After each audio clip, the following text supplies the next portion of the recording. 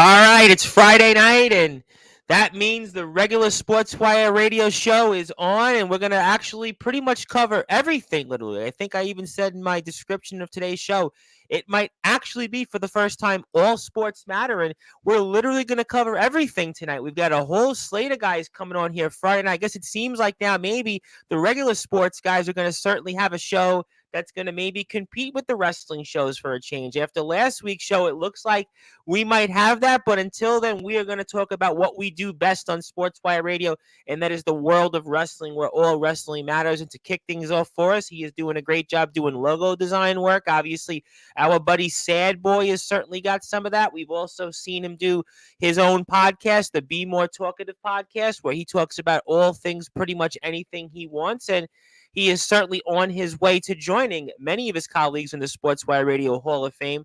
That is none other than the one and only Baltimore Kid. My friend, how are you? Doing well, Tom. How are you?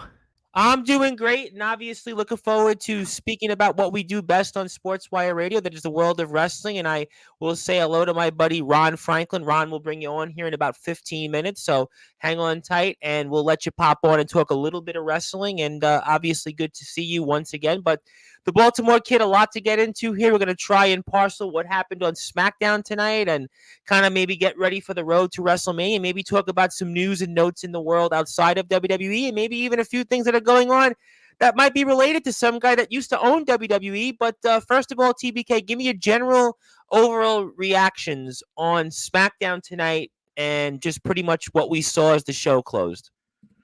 So, I mean, like I said, I'm pretty much going to have to change my name to TBR in these coming weeks, the Broken Record, because as I've said before, I mean, right now we're in that they're pretty much wrapping things up. Tonight felt like everybody is getting their matches set up. We're coming into the home stretch. It's good to see Rey Mysterio back. Glad to see him back on the show. Amen to that. Most likely going to be trying to set up with something with him and oh Santos, my God, what is Santos Escobar? Thank you. Which we're having a match, I think, next week with them. Right. So I kind of see that rolling over. A lot of people are saying into a huge tornado tag style match with them and El Gato de Fantasma or whatever, and I would like to see. In fact, I thought that tag match tonight between LWO and them was fantastic. Yeah, it was a great match. I just got in time for that and it was just a great match, and you could definitely see why you might see something more of that in WrestleMania. Sure. And I mean, but I gotta be honest, and sure. I wouldn't be me if I weren't. It might make me a bad analyst, but like I said, No. Listen, I mean, that's what you're here for in Sportswire. We give everybody an opportunity, especially after Anthony Steele a couple of days ago. Everybody's still talking about that. We give everybody the floor, so it doesn't matter whether it's an opinion that people like or dislike. I believe in allowing people to speak. I think that's really what it's all about. Sure. Yeah, I mean, I got to be honest. Like I said, I mean, we've done a pretty good job at pretty much calling things on how they're going to go and mapping it all out. And we're pretty much seeing that come to fruition now with the last couple weeks leading up to WrestleMania. So I'm not going to lie to you, like about halfway during the Randy Orton Grayson Waller match, I went up, took a shower, and I either thought that, or was the you hit a snooze? Yeah, a little bit. I mean, it felt great to see the Rock concert. I love the fact that they brought back his Hollywood theme. That was awesome. I think that's the one thing you're going to take away from tonight's show. If there was anything that you took away, was probably that moment. You may never get that again. Absolutely. I mean, and right now the crowd is hungry for it. They're eating it up. It was good to see the Rock kind of, play with the crowd a little, interact with them, have some fun with them, and then boom, hit that switch and go right back into heel Rock. Yeah, I mean, I think again, even though it's blatantly obvious on what's going to happen right now, they're still firing on all cylinders. And I know that we've been I guess overall tone of this WrestleMania is finish the story.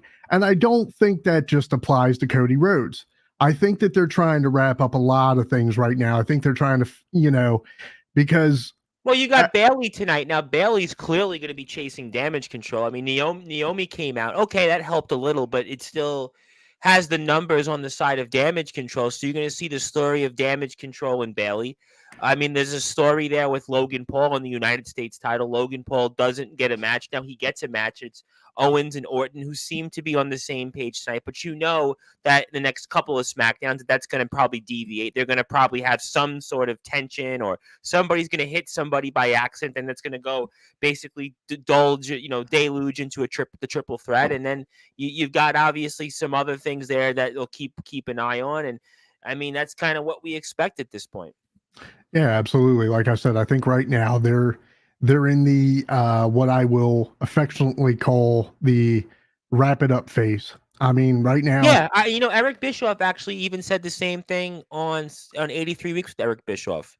I mean, he actually said that, and we're actually going to be joined here by Coach Chris Craven, who said he was sick and said he was sick as a dog, but he wants to come in. So if he's sick but still wants to come on, he's welcome. So, but yeah, I mean, that's that Baltimore, baby.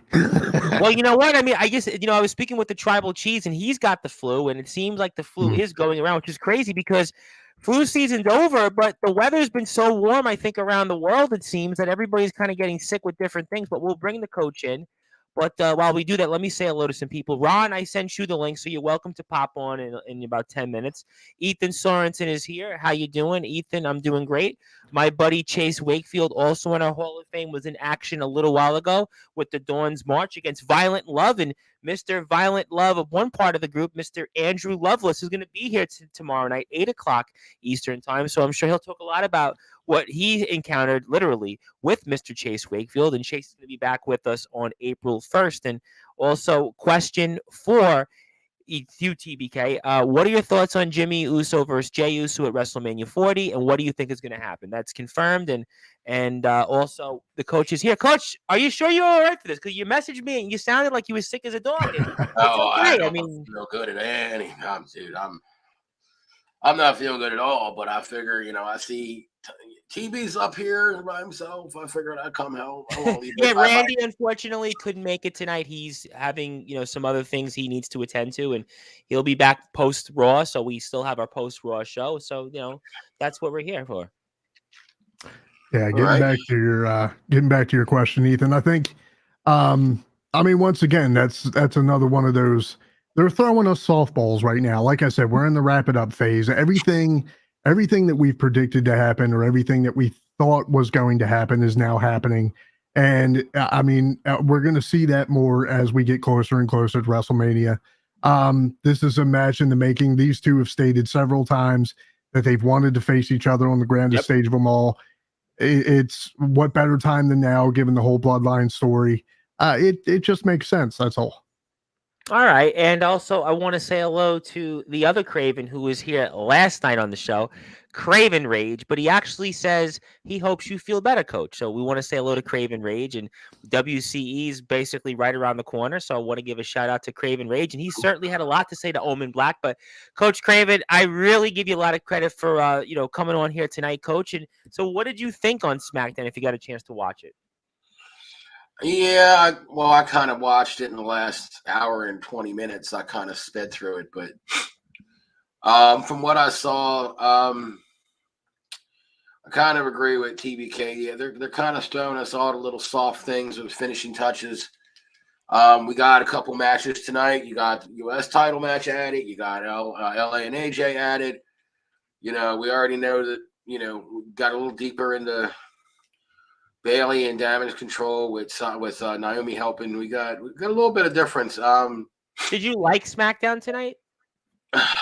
There were some good parts and some parts I just didn't care for or didn't care about. I won't say care for. I just didn't grab my attention. But with the whole Rock thing in the beginning and stuff like that, I think that's going to feud. That's going to fuel and feud the thing with Cody a hell of a lot more, probably more than it is with Seth, because you're out there talking about Mama Rhodes.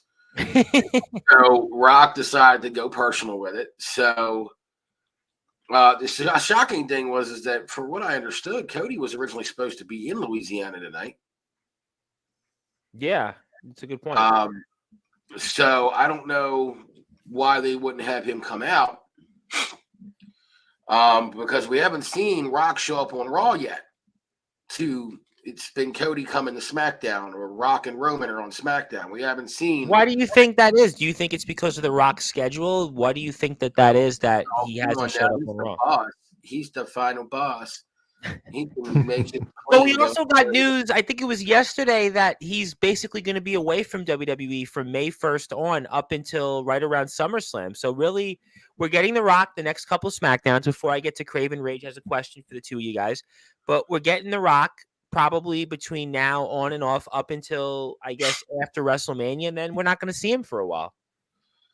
I think we're going to see the I really believe we're going to see SummerSlam's main event, or one of the main events, The Rock versus Roman. They're going to go into that.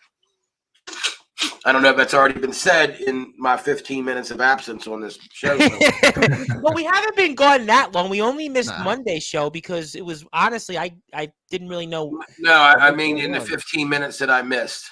Right. Okay. Yeah, no. I think you didn't. TBK's smiling, so I was like, was that said already? Because No, yeah, you're good. No. I think you're gonna finally get Rock versus Roman, which means something's got to make that happen. So if he's leaving after Mania, you might get him. I would say maybe one or two SmackDowns after. I'm assuming we're going to definitely get him to SmackDown after Mania, right? Maybe we get him one more after that, but then we're going to lose him because Mania is the 6th and 7th. So you figure SmackDown's the 12th. You get him on SmackDown. Maybe you get him on one more SmackDown. Then you're going to lose him. You get him on the Raw after Mania, which is always true, which is a good point. I mean, goes to your point. We haven't had the Rock on Raw since he came back originally at the beginning of the year, the calendar year, and what I was trying to get at with Cody was, I don't think he's going to retort with a message interviewed by Michael Cole moment like he did this past week on Raw. I think Cody's going to come out with fire in his breath and hell in his eyes come Monday. Oh, obviously. Oh, for sure. I mean, listen, after what we saw tonight, we're going to expect all that. So Craven Rage does have a question for the two of you guys. Do you think that Cody Rhodes will finish the story? I do. Okay. I think it would be pointless if he didn't. You're going to go through another year of this?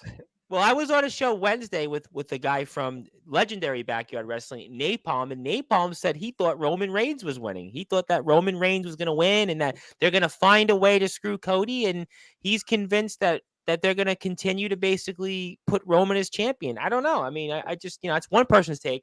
Again, everybody's got opinions. That's all. I just don't know why. I don't know why you would do that at this point. Like I said, I've said it before and I'll say it again. I feel like if you have Roman win, that sends a message to not only the WWE universe that creative isn't so creative, and that the higher ups don't have any faith in anybody else in the locker room. If you can't trust one of your, if not arguably your biggest face in the company, to take that mantle and run with it, then what are we doing here? What has all this buildup been for? Right.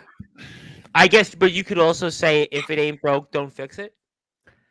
I mean, we ain't broke it for 3 years. We can fix it. Like, their point could say, we've done all these things. We've got the Netflix deal. We're going to now change. Apparently, premium live shows could change in price. We've got the deal with Peacock in the United States that's going to basically come to an end in 2 years. I mean, so from their vantage point, before I get to more comments, you could say, listen, why change it now? Why never change it? I mean, maybe he'll go on maybe he'll have the title as long as Bob Backlund did. Bob Backlund was champion for over 5 years. I mean, I'm not suggesting that. I'm not endorsing for or against, but I'm just saying that maybe he'll be champion for 5 years. Yeah, but today, okay, so today's wrestling is not like that day's wrestling, that generation. Oh, for sure, absolutely. There's no question about that. There are a lot more exposure. 1,000 times more exposure with wrestling today than it was in Backlund's day. Absolutely. The idea is, it's like TBK said that it sends a certain message. Well, in my opinion, it does. It sends a certain message that there may be a lot of fans that just may look at it and go, you know what? We've been invested with this for 2 years.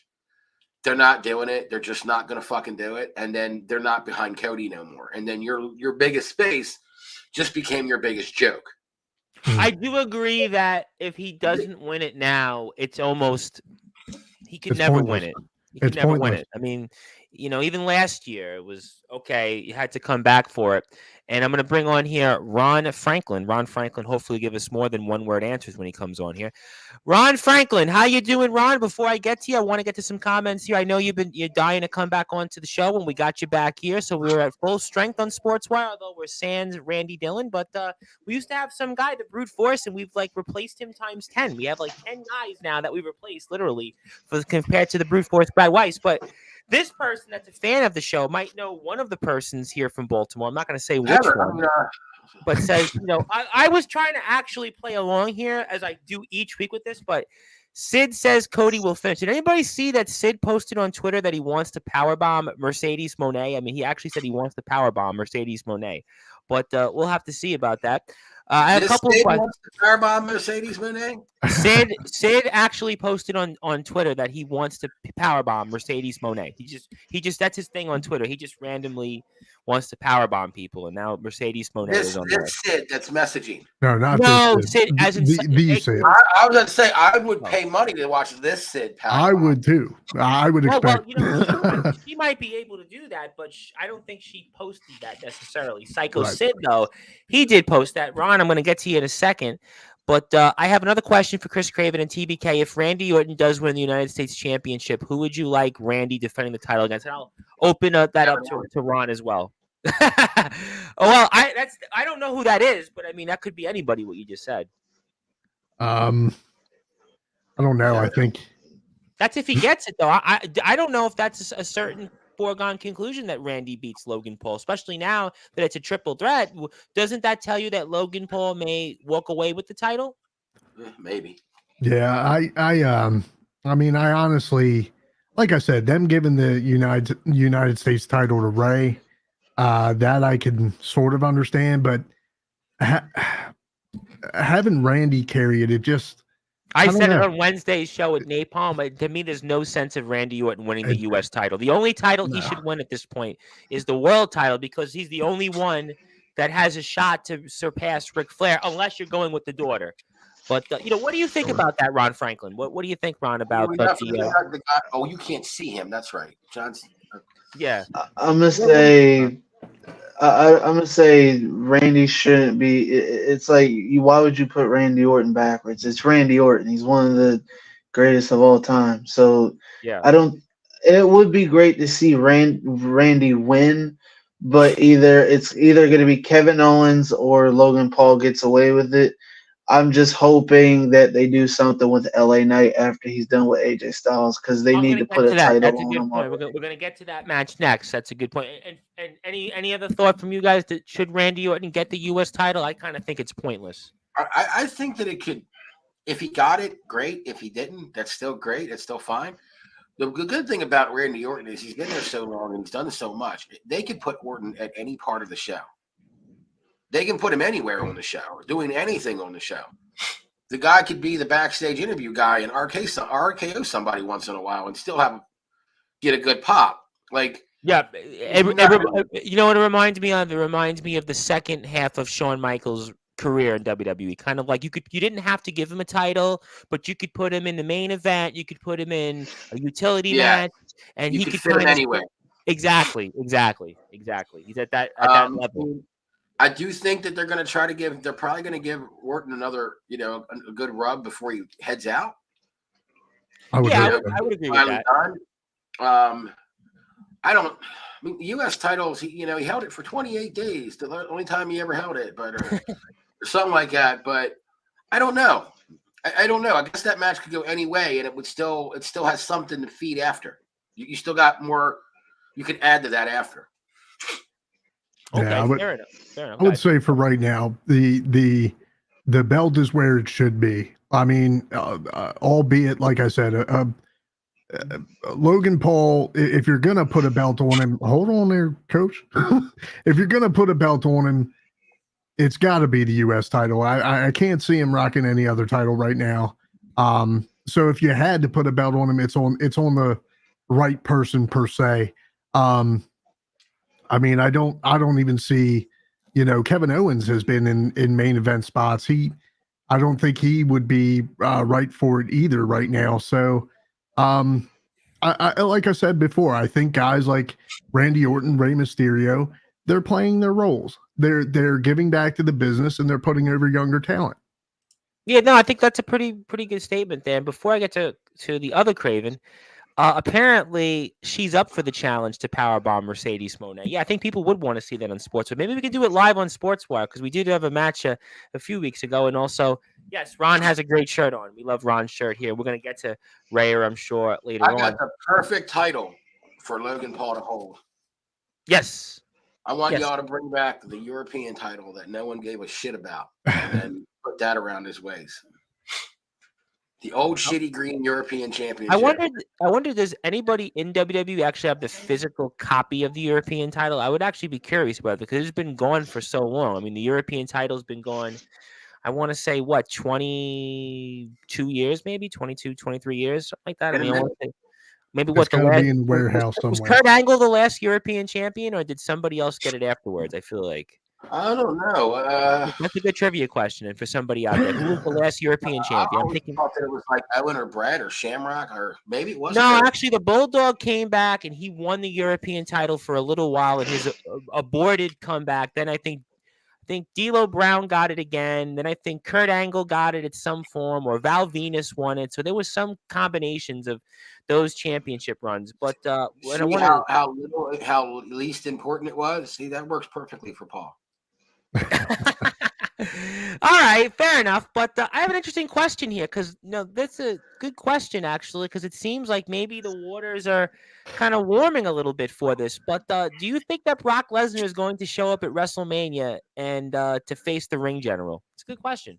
I'm gonna say 50-50 because he got put back on the roster recently, and apparently they're trying to build something up for him to come back. That would be nice to have Brock come back at Mania in Philly. So I'm gonna say 50-50.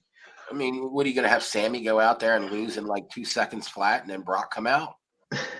Kind of do like they did with Becky and Bianca, where Carmella came out, lost in like no time, and then pop, here was Becky at SummerSlam last year. Remember, they're going to try to repeat something like that because, I mean, I have no doubt that Brock would probably show up and maybe induct Paul Heyman into the Hall of Fame or be his presenter at least. But unless I don't know, Brock Lesnar inducting Paul in Philadelphia, I have to think there has to be some. I was going to say Tommy Dreamer. I would say that, but he's such a part of Impact. Will they allow somebody outside of WWE to do it? They've allowed Impact people to come over and be in the Rumble. I was going to say for Paul, maybe Jordan Grace. Although, didn't anybody hear that there was something out there that Tommy Dreamer actually wanted to kill Paul Heyman once upon a time after ECW had folded? Apparently, he was supposed to have been promised a job in WWF at the time, and Paul Heyman didn't come through and get him the job, and he actually wanted to kill Paul Heyman, literally. And Jim Ross actually had to talk him out of it or something like that. It could be a litany of people. Here's one that probably you don't think of: Joey Styles. It could be Joey Styles. Yeah, but he's been gone from WWE so long. I'm thinking it's got to be somebody in the company. Philadelphia ties. I mean, could be the Dudleys. Now that would be more believable because they're not in Impact, so that would make a little bit of sense. They've always been Heyman guys. I agree with you. I agree with you with the whole Philly ECW vibe. Blah blah blah blah blah. I mean, like I said, that could be anybody in ECW that was from ECW. RVD. I doubt it'll be Taz because he's. Well, I got one for you. I mean, because we're going to talk about him in a few minutes. Couldn't CM Punk technically induct Paul Heyman? Because I was just going to say, CM Punk obviously is a Paul Heyman guy. I mean, that makes the most sense to me. Yeah, I mean, if obviously if he's not cleared for Mania, he will be there and he'll be on Raw. Yeah, I don't see why that couldn't be a possibility at all. I threw out a brain fart there earlier this afternoon talking to a friend of mine about wrestling because he asked me about Brock Lesnar, and I didn't say it seriously. I kind of just said it just to fucking say an answer. And I was like, I want, Brock Lesnar is just going to come back and he's going to help Cody beat Roman. And I said it just not even thinking, because Cody was the last person that Brock seems to be okay now. Apparently, I guess Brock. There seems to be, I suppose, he's okay. And now that I think about it a little more, and I don't know why I said it earlier, I wasn't even serious about it, but Brock was the last he's like the last person Brock gave any kind of nod of respect to in that company was Cody. Yeah. So, like, I got so many people that know me that one of my personal friends are like, do you really think that, like, they're all clamoring for Dustin Rhodes to show up, to get some sort of deal or break or pass to come over to Mania and help his brother? And that may happen. I don't know. Who knows what the hell's going on backstage for Mania? But the Brock Lesnar thing is as wild as it is to think that, it's not exactly far-fetched. No, not at all. I mean, and I just thought I'd get your guys' opinion on that. Like I said, it was an asinine, just wild off the cue mark. Well, it's funny. 3 weeks ago, I don't even think I was allowing people to mention Brock Lesnar's name, but now it seems like he's okay again. And I mean, for you, Ron Franklin, before I get to a lot more comments here, I mean, do you see Lesnar coming back? Well, I guess we're not going to bring you, Ron Franklin, onto the chat there because you're having some issues there. But we'll come back to you. But let me get to a bunch of comments here. Sean Jovi, the resident rock star, is going to be in action tomorrow against Mephisto for the U.S. title. Was here last night. Says your undisputed king of rock is here, baby. Hi guys. Obviously, he was pumping out that new Bon Jovi song all day. He took a break from that and also his popcast to hear us live. Also, Craven Rage says last European champion was RVD in 2002. I didn't realize the European title was that long. Oh, it was in 2002. Okay, that makes sense. I could go with that. Because you know what? Now I'm thinking about it. DDP, I think, held the European title. Christian held the European title. So that would make sense that 2002 it would have hung on to. So good trivia there, Craven Rage. Shayna is going to be a blood sport for GCW. WWE is starting to open that door of sorts. What do you guys think of that? Can I comment on Sean back when he just posted that about the opening door? Yeah, you can say that. Sure, whatever. So I was reading some stuff this morning because what was it? Wednesday night, Bayley and several other WWE females were in attendance for AEW's thing with. I think it was Naomi. Fucking Sasha Banks. And also at the AEW pay-per-view, there was a lot of guys that were WWE alumni were at the Sting's final match to watch. I mean, DDP was there. Right, and nobody got penalized for it. Like, it wasn't a Vince McMahon penalized, you're fucking in trouble. Yeah, if Vince McMahon was in charge, that name we shouldn't be mentioning, really. If he was in charge. People come tonight SmackDown. You'd hear, yeah. And they just left it alone. Like, no one got reprimanded for it, which I thought was cool. And it shouldn't be that way. I mean, at the end of the day, it shouldn't be that. Ron obviously wanted to get a couple thoughts from you before I get to some other things. I mean, Brock Lesnar, you see him coming back? I'm hoping because, Brock is one of my favorites, and it's unfortunate that he had to go deal with the whole Vince thing. But I'm going to say that he does come back because if he got put in the roster, that's a big indication that he's coming back. They wouldn't put him back on the roster on their official website if he wasn't coming. If not Mania, maybe Backlash, but I'm hoping Mania. All right, fair enough. That's a good call. Got a couple things here. Honestly, Tom, if Brock Lesnar wants to return to the ring, and considering The Rock is in the WWE now, they would probably either have him versus The Rock round 2, or maybe CM Punk if he comes back to the ring. Well, I don't think The Rock is wrestling Brock Lesnar. I got to be honest, at this point in The Rock's career, I don't see that kind of match. I mean, I don't know about Punk. I think Brock and CM, I think The Rock and CM Punk are, I hate to say this, but I think they're a little too old or a little too fragile to be getting thrown around by Brock. I absolutely agree with you, especially The Rock and CM Punk. Who really knows? I don't think 40, what's Punk, 45 now? 44, 45? I mean, and The Rock we know is in his 50s. I mean, The Rock's in great shape, but we don't know what he's like in the ring. Yeah, I don't see Brock Lesnar wrestling those guys. I mean, why not Gunther? I would love to see Brock versus Gunther. Oh my God, I would love to That'd see. be crazy. That's the speculation. I mean, there's been teases about that. There was teases Before about what that happened with Brock, obviously. Quote, unquote. before what happened, right? And I mean, as I've said before, this is not just WrestleMania 40. This is WrestleMania 40 XL. So they have to deliver on that. And you got to think, like I said, they're going to be looking to pull out all the stops. That's a good point. This is the every 10. You know, it's always a big deal. It's WrestleMania 10, WrestleMania 20, WrestleMania 30, WrestleMania 40. That's a good point.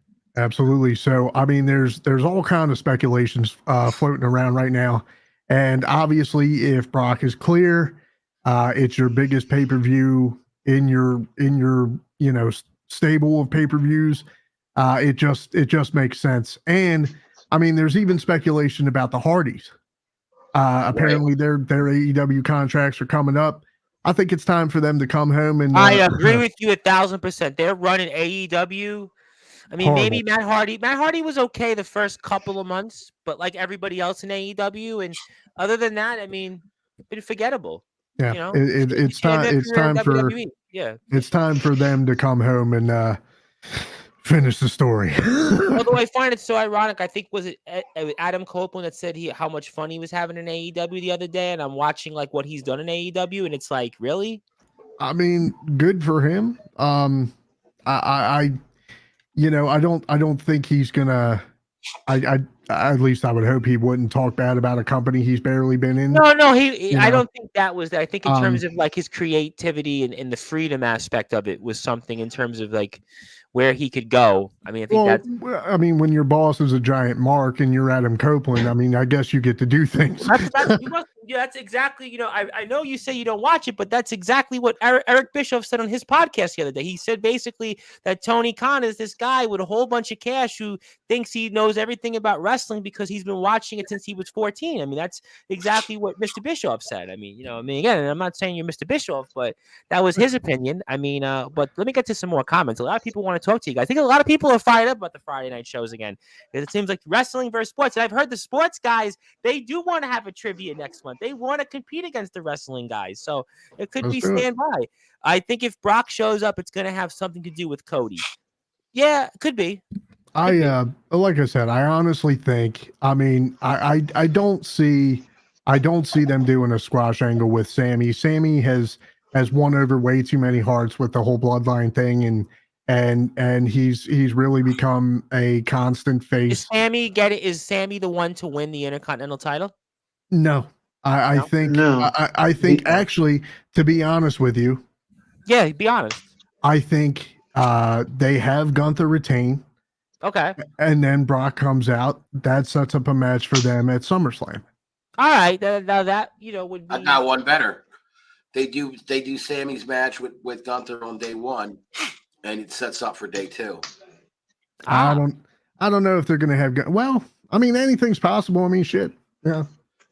I mean, if we're being honest, Sammy doesn't even belong in this match. It should be Gable. Honestly, I'm with everyone else. It should have been Gable. I will tell you right now, I am heartbroken for Gable. That man is he chased that title. Yep. He is Kurt Angle 2.0. He is exactly flawless in that ring. He's safe. They don't see something in him. They go back to Zayn, and I'm not knocking Zayn, but Gable was the one that was really right there for all this time chasing Gunther, and then they go to Sami Zayn almost to plug a name guy in that doesn't have any real heritage with Gunther. Whereas Gable, Ron, actually, you hit the nail on the head, Ron. Gable had the heritage, the history with Gunther. Zayn doesn't. I think the look too, that look of shattered just disappointment, a little bit of envy there that Gable gave Sammy as they were kind of leaving the ring there.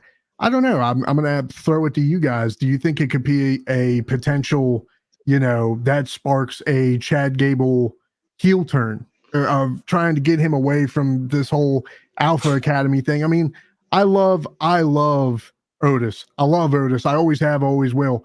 But Chad Gable he's a force. And he can, if they do him right, he can be taken seriously.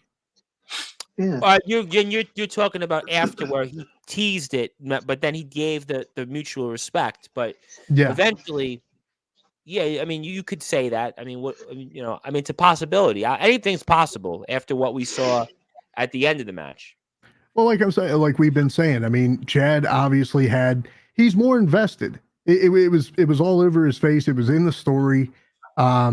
It should have been, and I agree with Ron 100%. So, like I said, I mean, maybe we even get Chad Gable screwing Sammy and having Gunther pick up the win, just to be Yeah, like, that's an interesting point. this should have been mine type of thing. You know what I mean? Yeah. Okay, you have a thought, Ron? Because I'm going to get to comments here. You want to say I something? was thinking this. It might not make sense. So y'all can call me out if it doesn't make sense. Even having the Miz would make more sense than having Sammy because he was telling the Miz, defend yourself, calling him by his government name and everything. But I mean, I don't have any hate towards Sami Zayn, but it's like it doesn't make sense to have Sammy. It's kind of like the whole thing with Becky and Rhea, but it should have been Liv Morgan winning the Elimination Chamber, even though I Well, called I mean, Becky I winning. think some people think that Liv Morgan didn't get it because of something she did outside the ring. I think that's really Yeah. preposterous. Let me get to some comments here. This fan that one of you seems to know, I think that if Brock shows up, it's going to have something to do with Cody. And also, Craven Rage says the same thing. Want to say hello to my buddy, Mr. Ace Reed of the Wired Up podcast. He is the BWU champion of the world. He is the Patreon Intercontinental champion and the FWA champion. He is also here with us. And how you doing, Ace? And what did you think about SmackDown, Ace?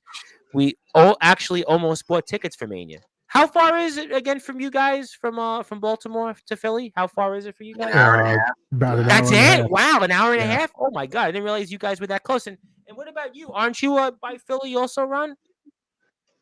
I'm in Philly actually, so like for me, if I was going to Mania, Are you going? I wish.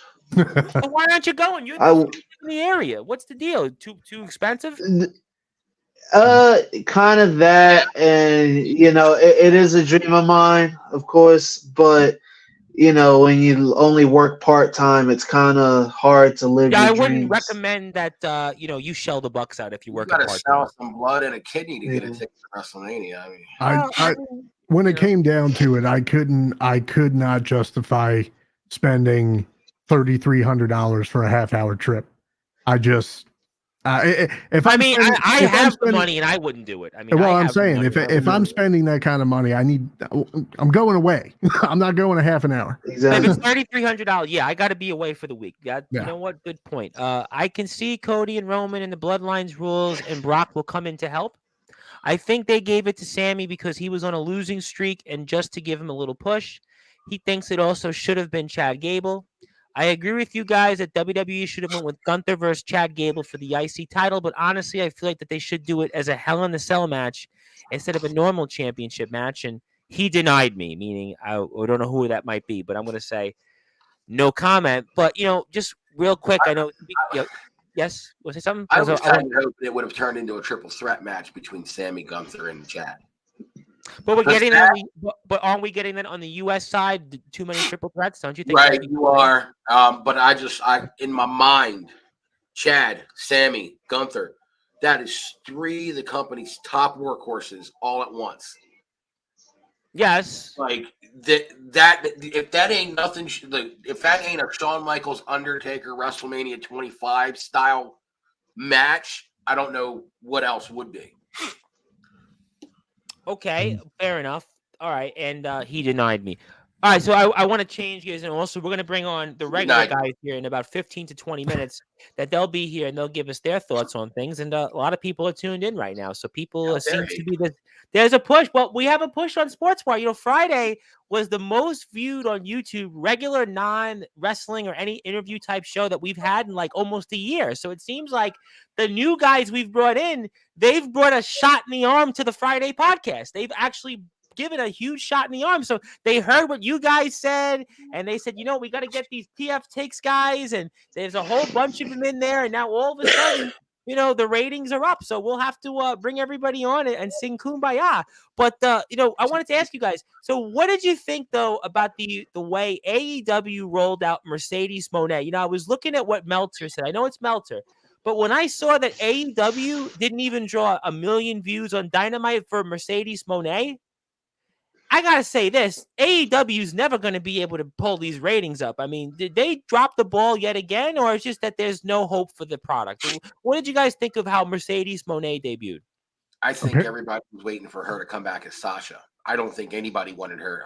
I mean, there are a lot of people, I'm sure, that wanted her to come to AEW, but I think once Naomi returned at the Rumble, I think everybody was kind of, all right, there's one.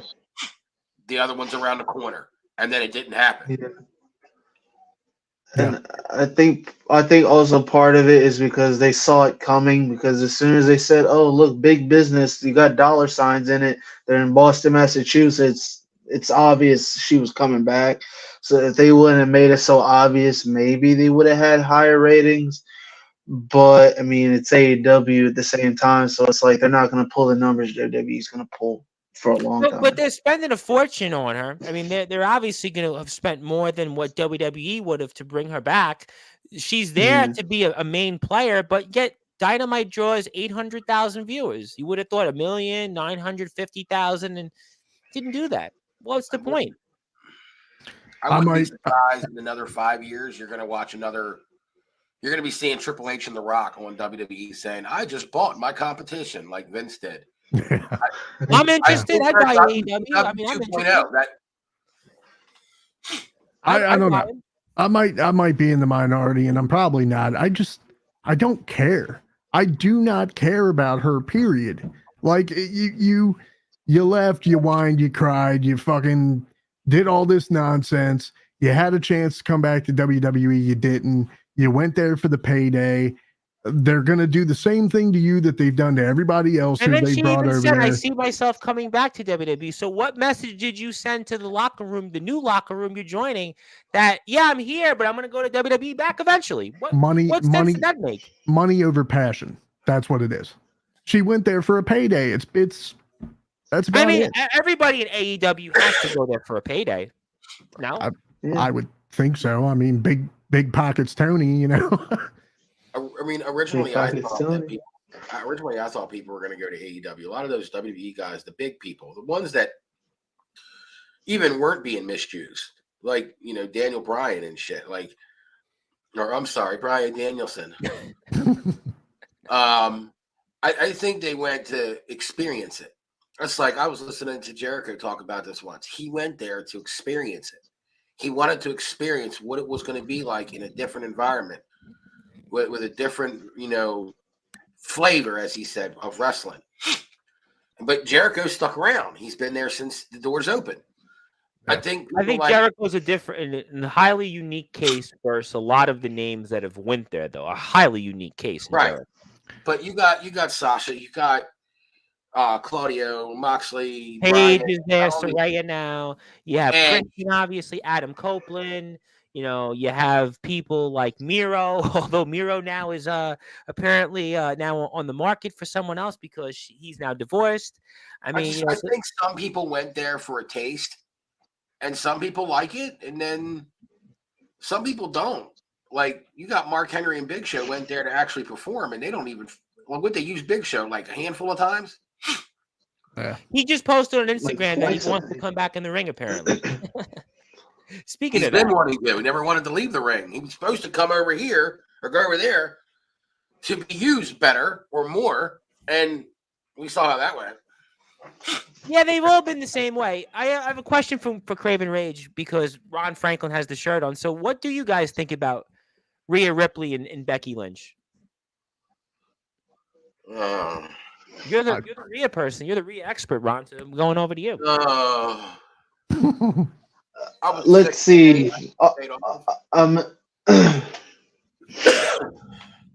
gonna say this, and this is all due respect for Becky Lynch because I do love her. But if Triple H has the nerve to have Rhea lose in my city, things are getting thrown, cars are getting lit on fire.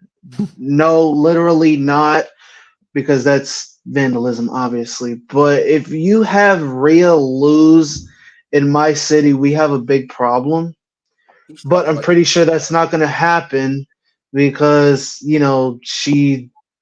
mean, come on, she's mommy. But like, all jokes aside, though, I don't believe she's going to lose to Becky because she beat Charlotte Flair last year, and Charlotte Flair gave her a hell of a match. Becky's going to do the same thing, but Rhea's going to retain because it's, WWE has I guess it's like the year of the long title reigns, so everyone's making history nowadays. Fair yeah. enough. Yeah, I, fair enough. I would have rather seen Bianca and Rhea or Jade, for hell, Jade against Rhea. But Jade Cargill, Jade. here we go again. We see her. What have we seen her? Like a short couple of cameos in these Right. in WWE 5 months. Some backstage segments and like That's one it. Couple Royal Rumble nothing appearance. else. Yeah, I mean, I think that's the only one that they've really dropped the ball with, to be honest. And I don't understand why, because there's plenty of people that she could lock up with right now. She could totally lock up with Rhea. She could totally lock up with Bianca, and put on great matches. What they're waiting for, I don't know. That's funny you say that with Bianca. Like, someone said that to me today. I think it was my brother asked me. He goes, "What's the deal with Bianca? Isn't she a top girl? Why don't they have her in Mania yet? Like, she has no set match." And I was like, Yeah. "Fuck if I know." Because she's too busy hating on Bailey, I believe, because of that segment last week with Naomi. They might have her face Naomi, because I did notice in Naomi's face she had that look, like, why are you hating on somebody for? So they might set her up with Naomi. Who knows? All I Who know is certainly the clock's knows, yeah. ticking, you know what I mean? The clock's ticking. The clock is definitely ticking, and I want to Definitely take comments here because we have some guys that we're going to bring on here and kind of introduce each other here shortly too. Honestly, Sasha Banks didn't look like Sasha. Well, her name is Mercedes Moné now, so that's why she wouldn't look like Yeah. Sasha Banks. CEO. Yep. She definitely looked like she got into a fight with a hair dye machine. I swear. Well, from that point, Craven Rage is actually correct. Yeah, from the hair dye spot. Honestly, even though we'd all want Becky Lynch to win, Dominic would probably distract Becky for Rhea to retain the title. I think that Rhea should retain the title. Yeah, I do think that Rhea should retain the title, and not just because Ron's a Rhea fan. I think that Rhea Ripley shouldn't lose to Becky Lynch. I think Nia's Can I comment on that one? Yeah, you can. I'm gonna say this. I haven't been keeping count, but I'm pretty sure most of Rhea's matches that have been on pay-per-view, she hasn't had any help or distractions from Dom. I'm pretty sure she's won clean. She beat Nia clean. She beat what's her name? Zoe Stark clean. And then she had that, what was it, a fatal four-way or whatever pay-per-view it was. She won that clean. So Rhea's like, they're booking her clean now. So I don't think she needs help of little Dom to beat somebody, especially Becky Lynch. I think if anybody gets in that match, it's going to be Nia. I think Nia could be the reason. That Oh, match. definitely. Yeah. And also here, I want to get to a couple other things. We just got to that. I'd rather see Rhea and Jade. Yeah, obviously, I think that Jade Cargill. Yeah. I think that's really the big, mysterious question. Why is we haven't seen anything from Jade Cargill at all? I think that's just, to me, the most bizarre thing. And speaking of people that wants to see roll the clip, these guys, obviously that's our friend here in the IMF. Got my foundation shirt on here. I'm wearing once again, so I want to say thank you guys for giving me the merchandise. I really appreciate it. I don't know what roll the clip necessarily may be, but I do know that they have a big show tomorrow. And I want to give the guys a big rub for it, because the guys actually were all here yesterday, and we talked about the show, and we talked about a number of different things, and pretty much we ran all through the gauntlet. And I want to obviously make sure people plug the IMF on YouTube at IMF Wrestling 666. Also, Facebook at Iowa Midwest Federation Wrestling. And I also want to put it out there. I'm in a thread here on a message group on Facebook, and I think somebody, James Marshall of WC, says every Sportswire show is the one that Anthony Steele was on. I said, no, actually, mathematically, if you go and watch like the average Sportswire show, that's only like 1 out of every, say, 6 shows on Sportswire. Because tonight we're actually talking about everything in the world in major wrestling in terms of all wrestling that matters. And we have obviously our little scene, but that's only a part of it when He really. hasn't made it to the WWE roster yet, so we can't talk about him. But he's on Sportswire's roster, though. But he was on Sportswire's roster, and he had a lot to say Tuesday. I'm obviously not going to get into any of that because that was Anthony's takes, and he's obviously. I know, I'm such a prick. I know. Oh well, no. Listen, Anthony ruined that kid's. Oh, okay. He's talking about Tuesday's show then with the kid. I don't even want to get into it. Obviously, we certainly want to say that. Yep. I'll send some. I'll get off Steel for a minute. I was.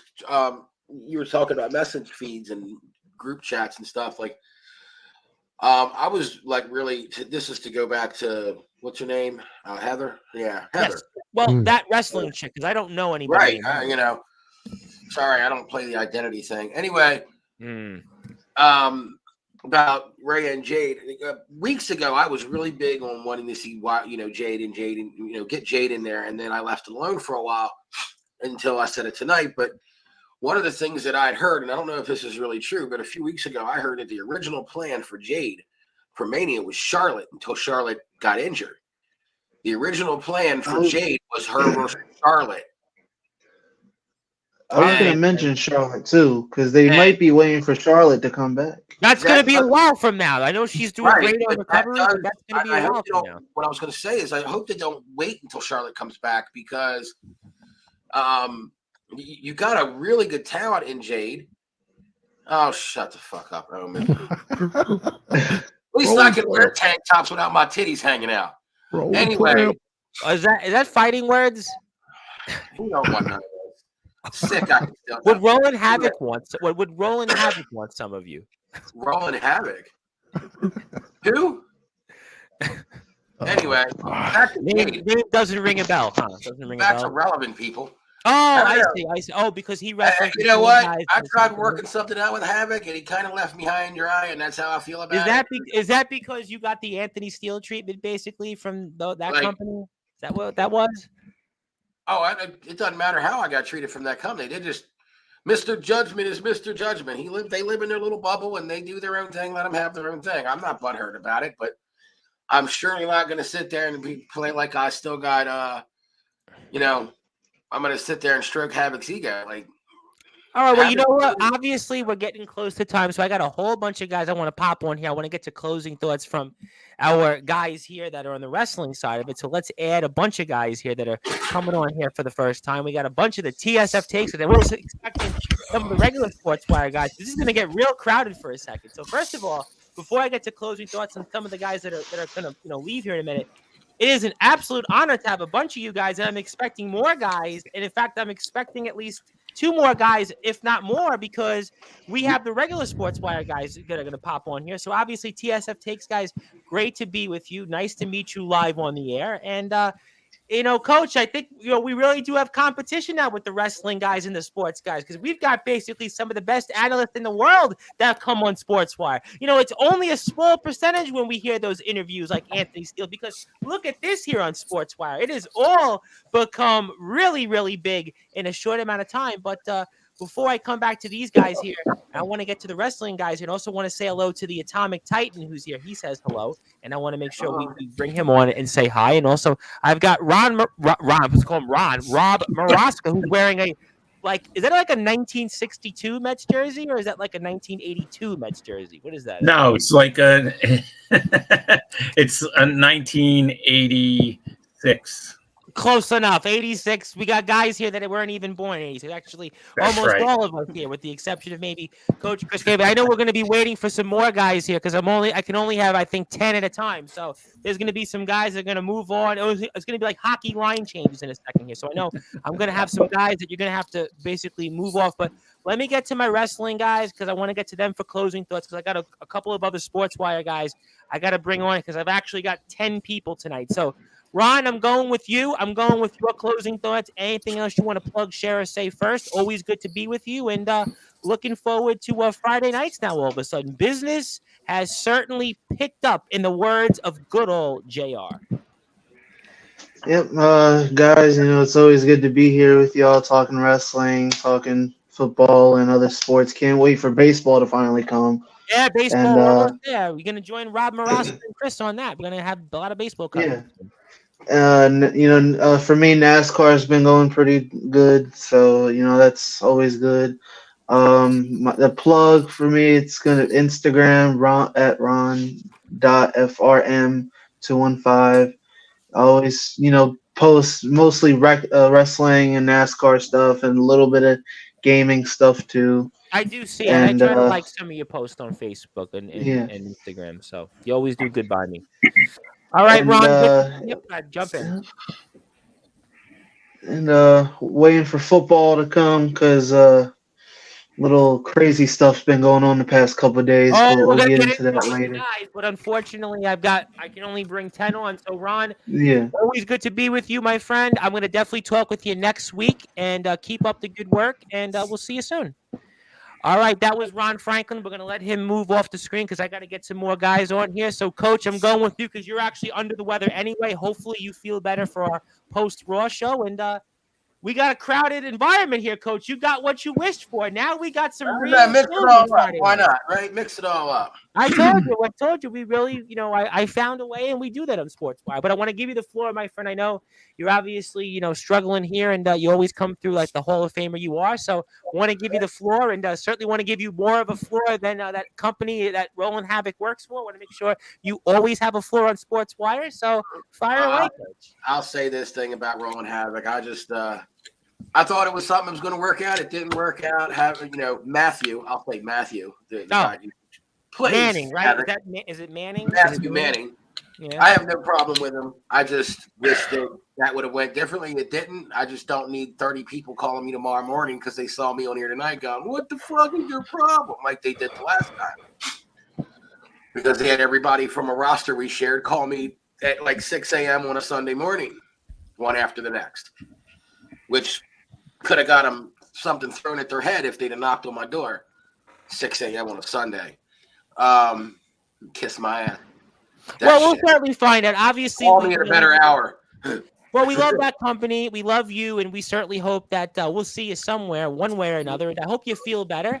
And I got no problem with Havoc. I got no problem with a lot of them. It is what it is. But as far as everything else goes, Mania, all the other sports involved, it's Mania season. It's not Super Bowl or World Series season or Stanley Cup or anything like that. Well, we're going to talk a lot about that stuff too. But, I'm promising you next month when we do trivia, sports versus the wrestling guys, we're going to see who wins. And I'm going to make sure I reward whoever wins. I'm going to find a way because we do that on Sportswire. We're going to make sure we reward people on Sportswire. Because I actually, on this platform, I always make sure we take care of those that are in our Hall of Fame. We take care of those that have certainly done right by us on Sportswire. Nobody does that like me on Sportswire. I am the land of opportunities. I want to put that out there. Well, Mania, it's Mania season. Let's see how this unrolls. What we got? 2.5 weeks left? 3. Yeah, 3. 3 weeks left? 3 weeks. Let's see how it rolls. I think for that trivia, these guys should do some studying for wrestling. No, I think we're going to do a middle ground. I think movies should be the middle ground because I don't want to. I was getting ready to study football and baseball and all that stuff. Well, you know what? We can have a vote on that. You know what? Maybe I'll put a vote up. Maybe we'll do a vote. Hey, I'll do some wrestling. Yeah, but you. Hey, I'm cool with the movies too. Let's do some movies. Maybe we'll do it all. Maybe we can mix it all up. We'll do. Let's do the ACT. Fuck it. Well, Robert Ross has got the 1952 best. Music, you guys, we'll have we'll have it all covered here. Certainly. All right, but maybe I'll mix it up. Maybe we'll do music. Maybe we'll do sports, movies. We'll do wrestling. Everything else in between. And I'm looking forward to seeing you, Coach, on Monday. I hope you feel better. And thank you as always. This was fun. Yep. All right. That was our coach, Chris Craven. And TBK, I'm going with you for the wrestling guys as our last closing thoughts because I still got to get on at least 1 or 2 more guys from the Sportswire group. And I don't know if I can fit them, but we'll find out. But TBK, my friend, I want to give you the floor. Anything else you want to plug, share, or say? And the floor is yours. I'm looking forward to Monday night show. Absolutely. Great show as always, Tom. Good to see all you boys. WrestleMania is right around the corner. We're trucking right along. Obviously, like I said, the podcast is kind of on a halt right now. Once we get closer to WrestleMania, I'll probably do a show. Like I said, I'm not just going to give Tom something to put on the air for the sake of putting something on the air. I want my shows to actually mean something. I appreciate that. I appreciate that. For sure. Had the honor of and pleasure of doing a logo for the TSF boys. I hope you all like it. Appreciate that, man. Appreciate that. In fact, I might be able to pull that up here on the screen. Now, let me see if I'm able to do that. Let me see if I can get that up. Show my glorious work. Let me see. I'm trying to check on the Instagram story of Mr. Sad Boy, and it's not popping up on your Instagram. It's actually my profile picture on my Instagram as well. Oh, okay. So let's actually do that here before everybody else. And Omen Black said, send me the link. Unfortunately, I only have room for 10 guys, and I'm expecting 2 more guys, Omen. So when it comes to the link here for the regular show, I'm actually handicapped tonight because I have 10 guys I'm going to have on here tonight. So, but let me share the screen before I do anything else. Let me share the screen. There we go. Oh, there we go. There we go. Now, can we see the logo? Can we see what TBK designed or what? Can we see that there? That's TBK work. So if you are out there and you need logo design and you want something done, whether it's for your business, whether it's for your website, whether it's for your wrestling company, whether it's even for your ad campaigns, this is the man that did that. That's Sad Boy's logo there. So certainly that's what you want to see, and I can't wait to see more from that here. And I just added, I think, our 10th man. So we're actually at full strength, almost a hockey term. So there you go. You got the full strength there. So that's TBK's logo. I'm going to pull this off the screen now because I got so many guys and I can't see everybody. So I'm going to take that off, do that now, and there you go. So, now, do we like this? Actually, do you like it? I like this. Yeah, I kind of like that. Who likes this or who likes this? I'm a big fan of the show format layout right there. I like that. Really? No, I like the first one. This one. Yeah, really? Wow. You know what? I feel like this is really weird. This is almost like Jeopardy almost. Like up close and personal, man. It's like This the is brain. not really kind of personal. Wow. It's like you got to be Scott Hansen, like he does with the Octobox. We got the Deca box. Wow, I got to be honest, like Friday nights now all of a sudden became really interesting now almost. I said business has picked up. I mean, TBK, Coach Craven, he got what he wished for because now we've got 10 guys here, literally 10 guys. I can't even fit anybody else anymore at this point. Hey, look, if what we said drew out more faces, we did our job. I tell you what, we had our most views last Friday on YouTube for the regular show, and God knows how long. And I think tonight it seems to be the same way. 30 people watching. Absolutely. But yeah, like Tom said, if anybody listening needs any logo work, hit me up on Instagram, t.b.k9208. I am your man for that. You can follow me on Facebook, Ryan Andrew Familero. All respect to Chris and Rob. These are the OGs on here. Love you guys. Like I said, it's nothing personal for me ever. Rob, I know you were around. You were around when baseball was called like ball stick or whatever. So, yeah, there you go. But was it called ball stick? Was it actually called? No, it's stickball. You still got stickball. I said it backwards on purpose. Anyway, but no, it's great to see all these guys on here. It's great to see Sportswire popping off the way it should. Oh my God! And I hope you guys have a good rest of the show. Go Orioles! By the way, we're 16-5 in spring training right now. Looking at Jackson Holiday to join the roster. Man, I'm excited for this year. Go O's! I'll talk Yankee to y'all soon. fans are certainly sweating bullets, to quote Megadeth, because you got Garrett No Cole. one cares Who about knows them. how long there? So, I mean, could certainly be, hopefully not a countdown to extinction to Garrett Cole's season, and certainly let's hope he doesn't rust in peace. But that's a different conversation for a different time. That was Megadeth references. I mean, I had to throw it out there. I know some guys are rap guys, but I just couldn't help but throw it out there. But everybody, please follow TBK. He's doing an awesome job for us, and I think pretty soon he's going to be joining the Sportswire Radio Hall of Fame. So, get ready, TBK. Your moment's coming in a couple weeks. You're gonna get inducted in a couple weeks. So you're gonna make sure you put that on the resume for me. Very honored for that. Looking forward to it, guys. Have a great night. Enjoy yourselves. Talk to you Have soon. a good one, man. Oh Appreciate that. boy, ladies and gentlemen, now I get to formally, and I want to say hello to some people. My guest tomorrow, Drake Golddragon. Drake's gonna be here 11 o'clock Eastern time tomorrow. D'Angelo Flame on his birthday is here next Wednesday. And I said for Omen, we're literally booked here. I mean, literally, this is just going to be a sports show. So if you saw earlier stuff this week, move away from it tonight because look at what we have here. We've got a collection of guys from the TSF takes. I mean, I've got to count them. And Shane, I mean, why aren't you putting yourself with the TSF takes? Aren't you part of the group? I mean, that's from what I know. But what's with the glasses also, Shane, by the way? New glasses, I see. Tom, I just, kind of feeling like in a celebratory mood. I got myself a new office space, so I'm just Congratulations. living life. Wow, certainly looks like it could be like a disco fever there for you. Rob Morosky was probably dancing during disco. But, gentlemen, first, before I get to some of the sports stories, let me say hello formally to the TSF Takes guys. And formally introduce yourself. What can we expect from you guys here on Friday nights before I get to the regular guys and talk about some of the world in sports? Because we got a lot to talk about here. So let's say hello, even though I know Scooby and I know, obviously, Sad Boy, and I definitely know Shane. But just for all of you here, just formally introduce yourselves and tell us what we can expect here in the future. Big T, you go first. You got me? All right, so Yes, go ahead. So, obviously, as you guys can see on the screen, my name is Big T. You can just call me Tristan if you guys want to. It's going to be a little confusing because you got Lil T there, Big T here. You can call you Big T. Nothing wrong with that. Man, a quick rundown of at least what I know a little bit about. I don't know too much baseball, but I like to play some MLB. I'll tell you that, man. I hate having to play the Braves online every game. I'll tell you that. That kind of pisses me off. Other than that, All man, right. football and basketball are my big strong suits, I would say.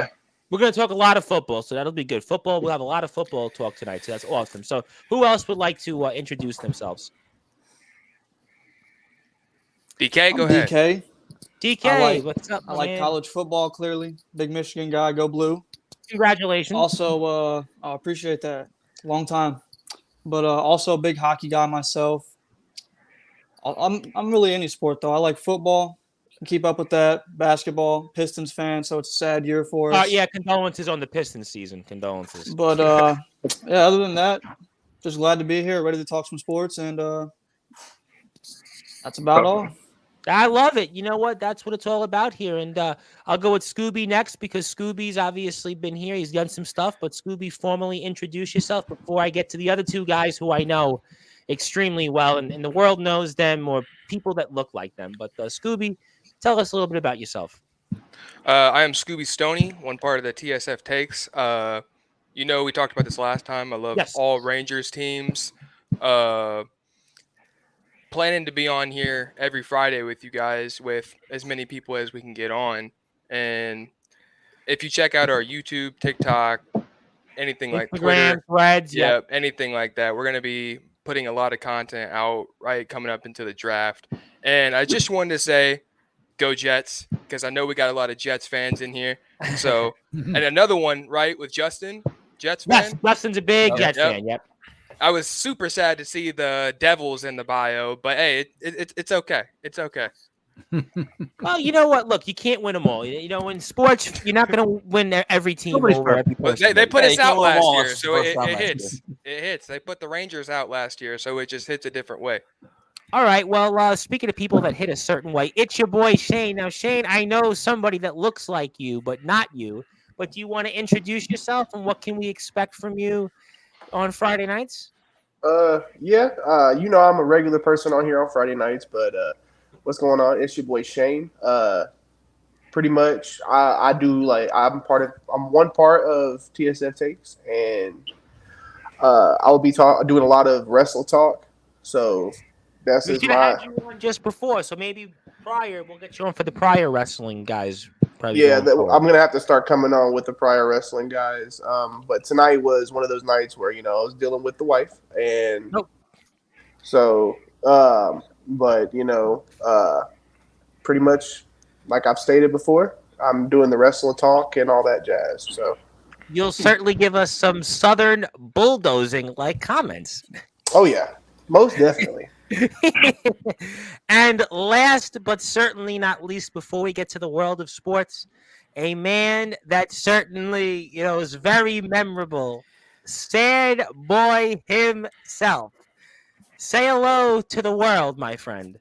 What's going on? One part of the big group that is TSF Takes. I mainly focus on football. It's my favorite sport. But, I'm known to talk some UFC. I'm known to chop it up with basketball. Pretty much anything. If you have You a stay certain, trendy.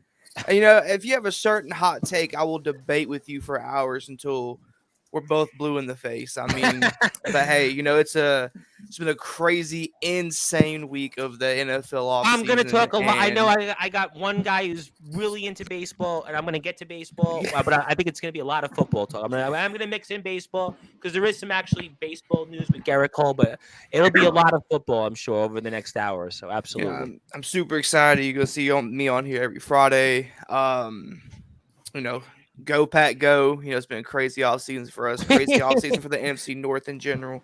Yes. But you can find us on Instagram, Twitter, TikTok, YouTube. Threads. I have a link tree. I have threads. The link tree will also have Sportswire in there. And you can always tag me, guys, for TSF Take stuff. Anything you post on all platforms, you can tag me, and I'm happy to share it. So, I want to put that out there. And we definitely appreciate that. And, every single day we're going to have content posted. It's been a little bit lacking at the end of this week, but with everything that was happening in free agency, I didn't want to continuously make 15 videos about all the stuff going on. I kind of want to condense it into one. That feels like me on Sportswire. I do so many shows in a week, and I try to go back and clip them on Instagram and Twitter. And I'm like, I got too many shows, So I just wanted to. It's at the end of probably tomorrow. I'll probably have a video up on TSF Takes talking about the first couple days of the off season. That's already been just banger after banger after banger. But I'm really excited for the night, man. Absolutely, me too. And there's a lot to get to here. And obviously, I will get to baseball in about 10 minutes. I know we're going to have the Garrett Cole report. We'll talk about a few other things. We have Justin here as well. Justin's back with us for the first time in a couple of weeks. Good to see Justin as well. And Chris Bizet, of course, who's with us with the Talking Rivals and the Liftoff Jets. Rob Maraska, longest tenured analyst here for almost 5 years. So we want to make sure that we say hello to these guys as well who've been here with Sportswire from almost the very beginning. But, where can we begin in the world of the NFL? I was listening to Sirius XM earlier today, and it's all these moves in off season. We were talking about baseball with these guys, and it was like nothing happened, right, in free agency. But in football, it's almost like, where do you begin?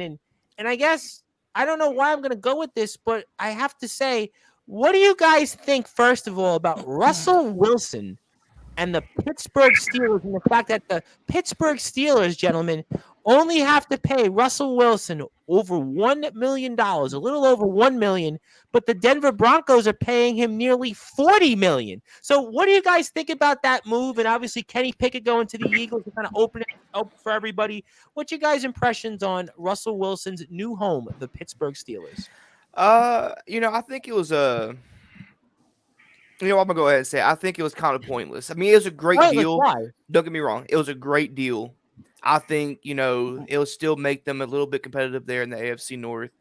But when you're playing in a division with the Ravens, the Bengals, you also have the Browns in that division. It's going to be scrappy, and I feel like a move like that. Russell Wilson's on the downhill of his career. It's no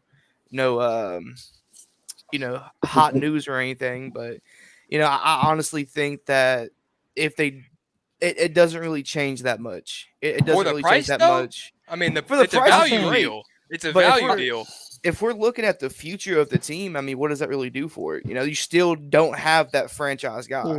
Yeah, Whenever but you say the future, with your go ahead. defense, though, with your defense, shouldn't you say, well, you know what? I have a better chance at winning. I'm sorry, but I'm at the point in time, and this has been the way for a little minute here. The move to make Russell Wilson it's a win now move, but they're not in win now mode. They're not a team that's going to be win now. But they made the playoffs this past year. They made the playoffs, yeah, but as well as they them just missed it the year before, and the year before that they made the playoffs. So couldn't you say with a quarterback that's better than Kenny Pickett that puts you into a playoff spot and some? Oh, it puts you into a playoff spot, but the thing is, do you want to just continuously be just above average and miss out on great draft picks, or do you want to go ahead and bite that bullet now, maybe have a couple bad seasons, but you get good draft picks, you draft good, you're back in contending in the next 3 to 4 years. But this move honestly sets their development back a little bit, and Isn't it so hard though in sports to say that and rebuild? I mean, listen, the Broncos, where Russell Wilson was, and I'll let some of the guys jump in for a second. I mean, the Broncos haven't even got back to the playoffs since they won the Super Bowl. I mean, it's very hard to get back in sports sometimes when you rebuild. Very, very true. But also the Broncos have been a notoriously horrible drafting team. The Steelers Agreed. I don't disagree with that. The Steelers are more of, they make the good draft picks, make the wise draft picks, they make good moves. And I think this was a good move. But if you look at it from the bigger picture here, you really could have you could have sufficed with Kenny Pickett for this year. Maybe he don't win you that many, he don't win you that many more games than Russell Wilson would. But in my personal opinion, they're in the stage of where TJ Watt's 27, 28 years old. Yeah. His prime is getting near that end. It's all happens to all edge rushers. You're wanting to really build for the future with Cameron Hayward probably being gone the next couple of years.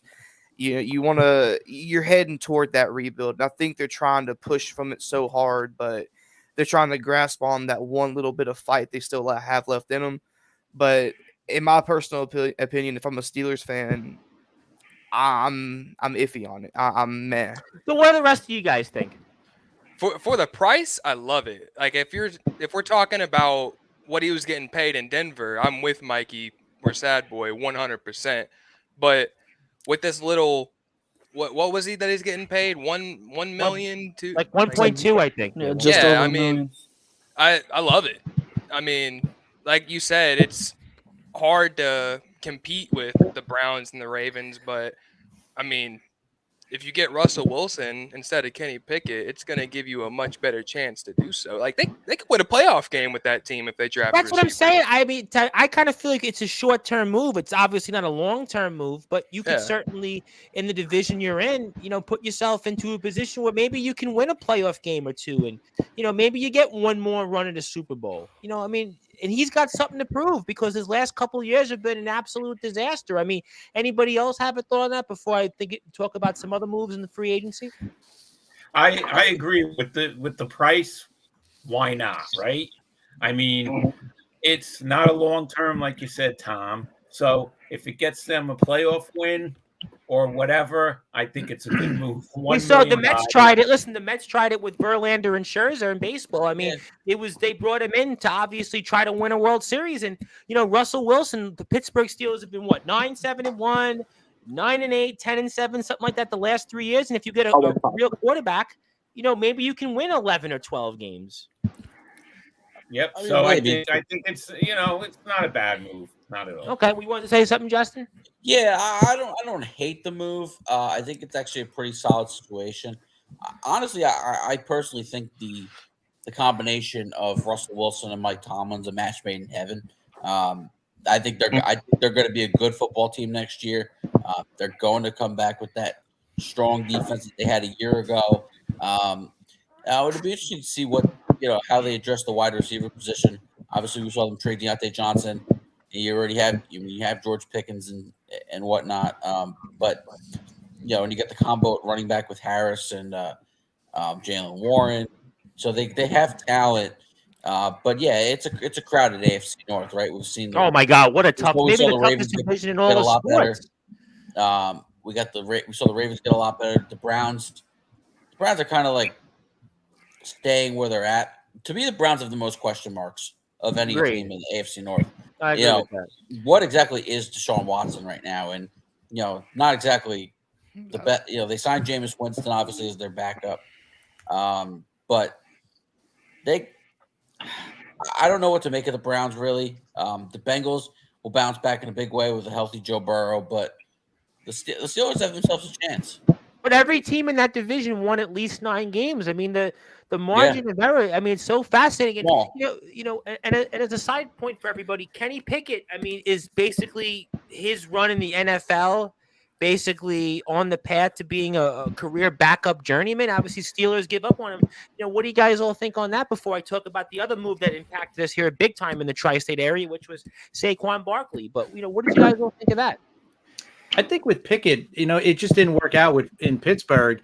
Maybe it could work out as a backup with Philly. There's going to be no pressure on him there. He's going to be backing up Jalen Hurts, so he's probably not going to see the field. But just real quick, I just wanted to add with Watson. With Wilson. Yep. Listen, it's a 1-year deal. Who cares, right? It's for $1 million.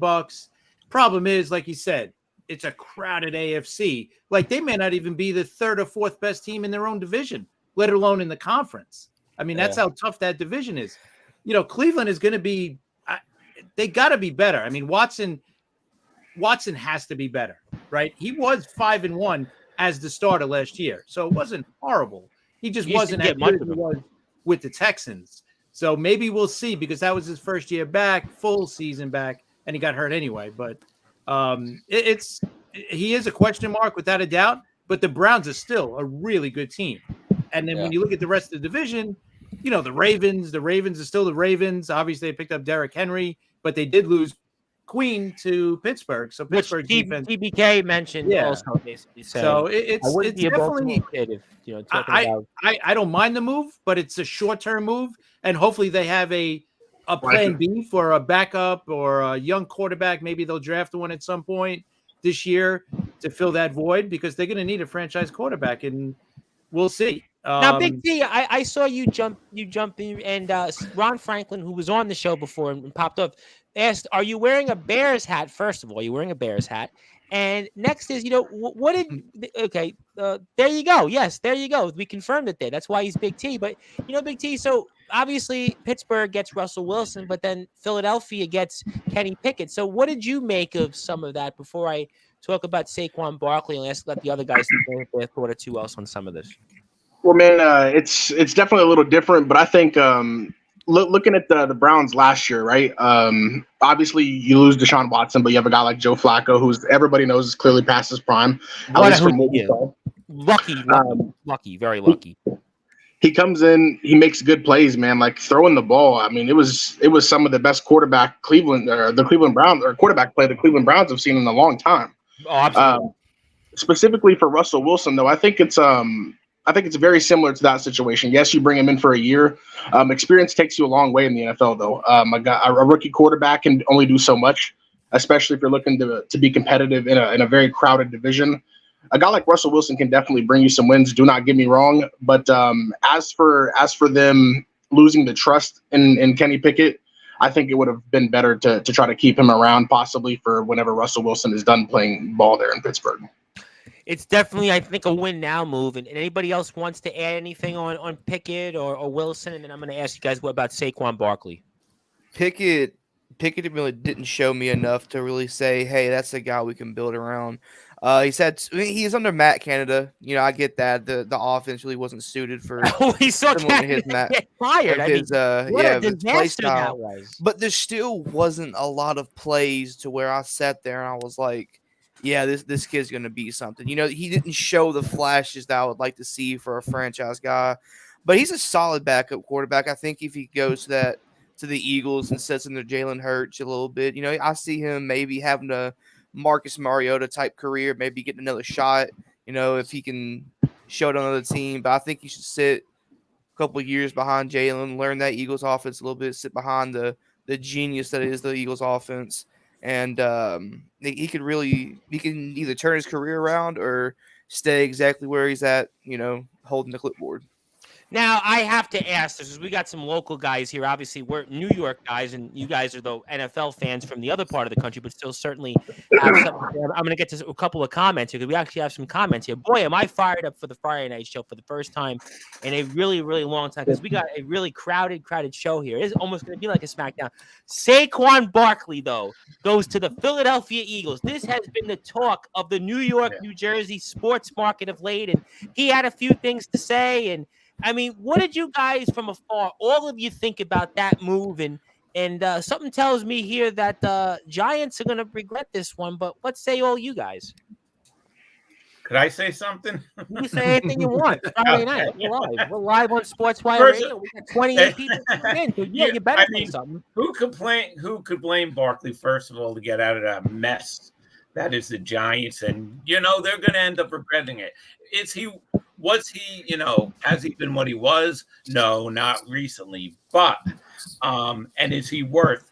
He's going to get $37.75 million from the Eagles. Okay, that's the highest paid running back in Philadelphia Eagles history. So That's an interesting point because they've had. But it's not all guaranteed.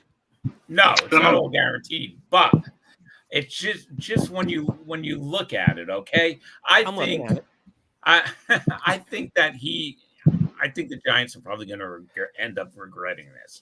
I think he's gonna especially for a franchise that is really lacked in terms of offensive firepower. You think about They have nothing. their history. They have nothing, and they lack historically a lot of firepower. I mean, I don't understand it. So that's what I just have to say. I think that what you said, I think the Giants may end up regretting this. What does everybody else think? I mean, some of the guys here, what do you guys all think?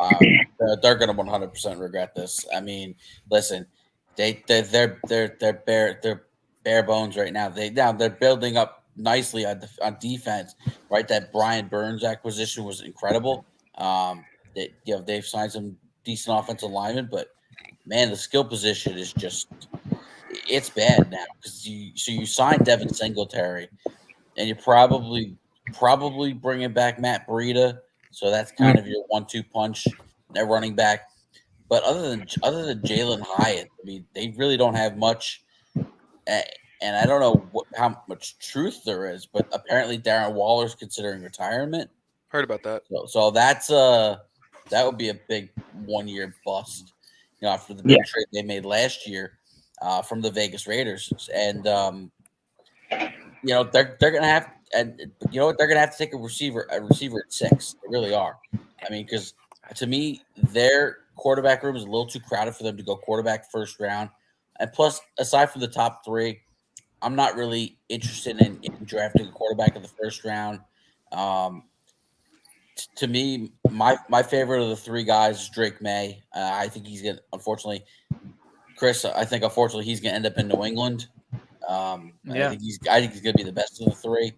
But listen, the Giants, they're going to have to go with a guy like, I don't know if Harrison will be there because I feel like the Chargers and the Cardinals will grab Marvin Harrison. But a guy like Malik Neighbors or Rome Odunze from Washington, those are the guys the Giants have to look at number 6. Let me get DK71 because I haven't got a chance to hear from DK. DK, what did you think on this Barkley going to the Eagles? I mean, any other thought on that? I think here recently, at least with the Eagles, besides the Miles Sanders era, if you want to consider that an era, they really haven't had a big running back name in a long time. And I think getting one of those big names like Barkley right there definitely beefs up their offense even more than it already is. I mean, you got A.J. Brown looking incredible. You got Devontae Smith looking like one of the best 2s. And then you add in a little punch in the backfield with Saquon Barkley, and that just mixes up your whole offense where you can go run with Jalen, you can run with Saquon. There's so many options on that team now. It just makes them look so much better. And I just think he's going to have a great year. And like everybody's saying, I think the Giants regret that move here soon. Chris, you obviously are technically an Eagles fan as well, and what did you make of it? I'm sure you and Sharman talked about it on the show. This we'll hear Sunday on Sportswire Radio. But what did you make of it? Yeah, I mean, listen, from the Philly side, it's great, right? Like you said, they finally got that big running back that they really haven't had for the last few years. They've been doing like a share thing, where 2 or 3 guys are in the backfield, but to have Barkley, it's pretty amazing. And it's not a shocker to me that the Giants have done this because, with Joe Shane and the head coach, this is how their offense runs. Their offense doesn't run through a running back, right? Right. They need a quarterback. So I think they're going to draft a quarterback. I mean, the word is that they're done with Daniel Jones. You got to be done with him. I mean, you only have him for what, 1 more year anyway? You got to. Yeah, I mean, he's never had a great offensive line. Let's be honest, and not great receivers. I'm not making excuses for the guy either, but I think they're going to go quarterback. I think they're going to go for JJ McCarthy in the first round. I think you got to definitely look at that here. And let me get Yeah. to a couple comments here. Ron Franklin says, we're going to show Aaron Jones what happens when you join the enemy. That's for you, sad boy. Being a Seahawks fan, thank you, Carson, for tuning in. Hopefully you subscribe to us here, Carson. Being a Seahawks fan, I hate seeing Russ being tossed around, but he hasn't shown that he's been a good quarterback. Yeah, the last 2 years have been what it is. But I think in Pittsburgh, with a team that has a great defense and a coach that's obviously, despite what some Steelers fans says, continually finds a way to get his team into the postseason, Pittsburgh could certainly be a team that could, no doubt, maybe win a playoff game finally. I have lost faith in Josh. I have faith Josh Jacobs will do us proud. So, speaking of that, what do you think about Josh Jacobs and the Packers? Sad boy, I see you are certainly nodding your head. You want to stay trendy with us and talk about it? Yeah, I do. That was one of the more surprising moves that I did not see coming. We just got Aaron Jones to restructure his contract again for the third time in his career as a Packer. But I really wanted us to keep the Aaron Jones, Josh Jacobs backfield that was going on. I really don't understand the releasing of Aaron Jones. But Josh Jacobs, I think he'll fit the new scheme we have going. We also released David Bakhtiari and Devondre Campbell. We're making our team pretty much even younger, and we were the youngest team to make the playoffs since 1971 last year. Wow, 71. I mean, since 1971. Who was that team in 71? I honestly could not tell you. Rob Maraska probably watched that team in 71. But Josh Jacobs is a good young talent. He had a breakout year, not this past one, but the year prior. It's a great signing in my opinion. I would have liked to potentially seen a little bit more moves out of the Packers. I know we had a pretty decent offseason so far, pretty good offseason, but there's still some holes I would like to shore up. There's some guys out there that I'd like to see us try to make an attempt some of the other guys, I saw some guys nodding. I saw a Scooby nod. I saw a Big T nod. I mean, what did you guys think of Josh Jacobs and the Packers for you guys? I think that there's going to be a lot of touchdowns, I think, with Josh Jacobs. I mean, I'm not going to lie. I think between going from Aaron Jones and A.J. Dillon, having to bounce in and out, do we want this guy to be a goal line guy? Do we want to throw the ball to Aaron Jones? I think with Josh Jacobs, you're going to get a little bit best of both worlds, and he's definitely known for getting in the end zone. So I don't think it's like overbearingly different, but I also like the play, like he'll be nice. It'll be nice. For you, Big T, you want to say something? And I want to come back to something else for the guys.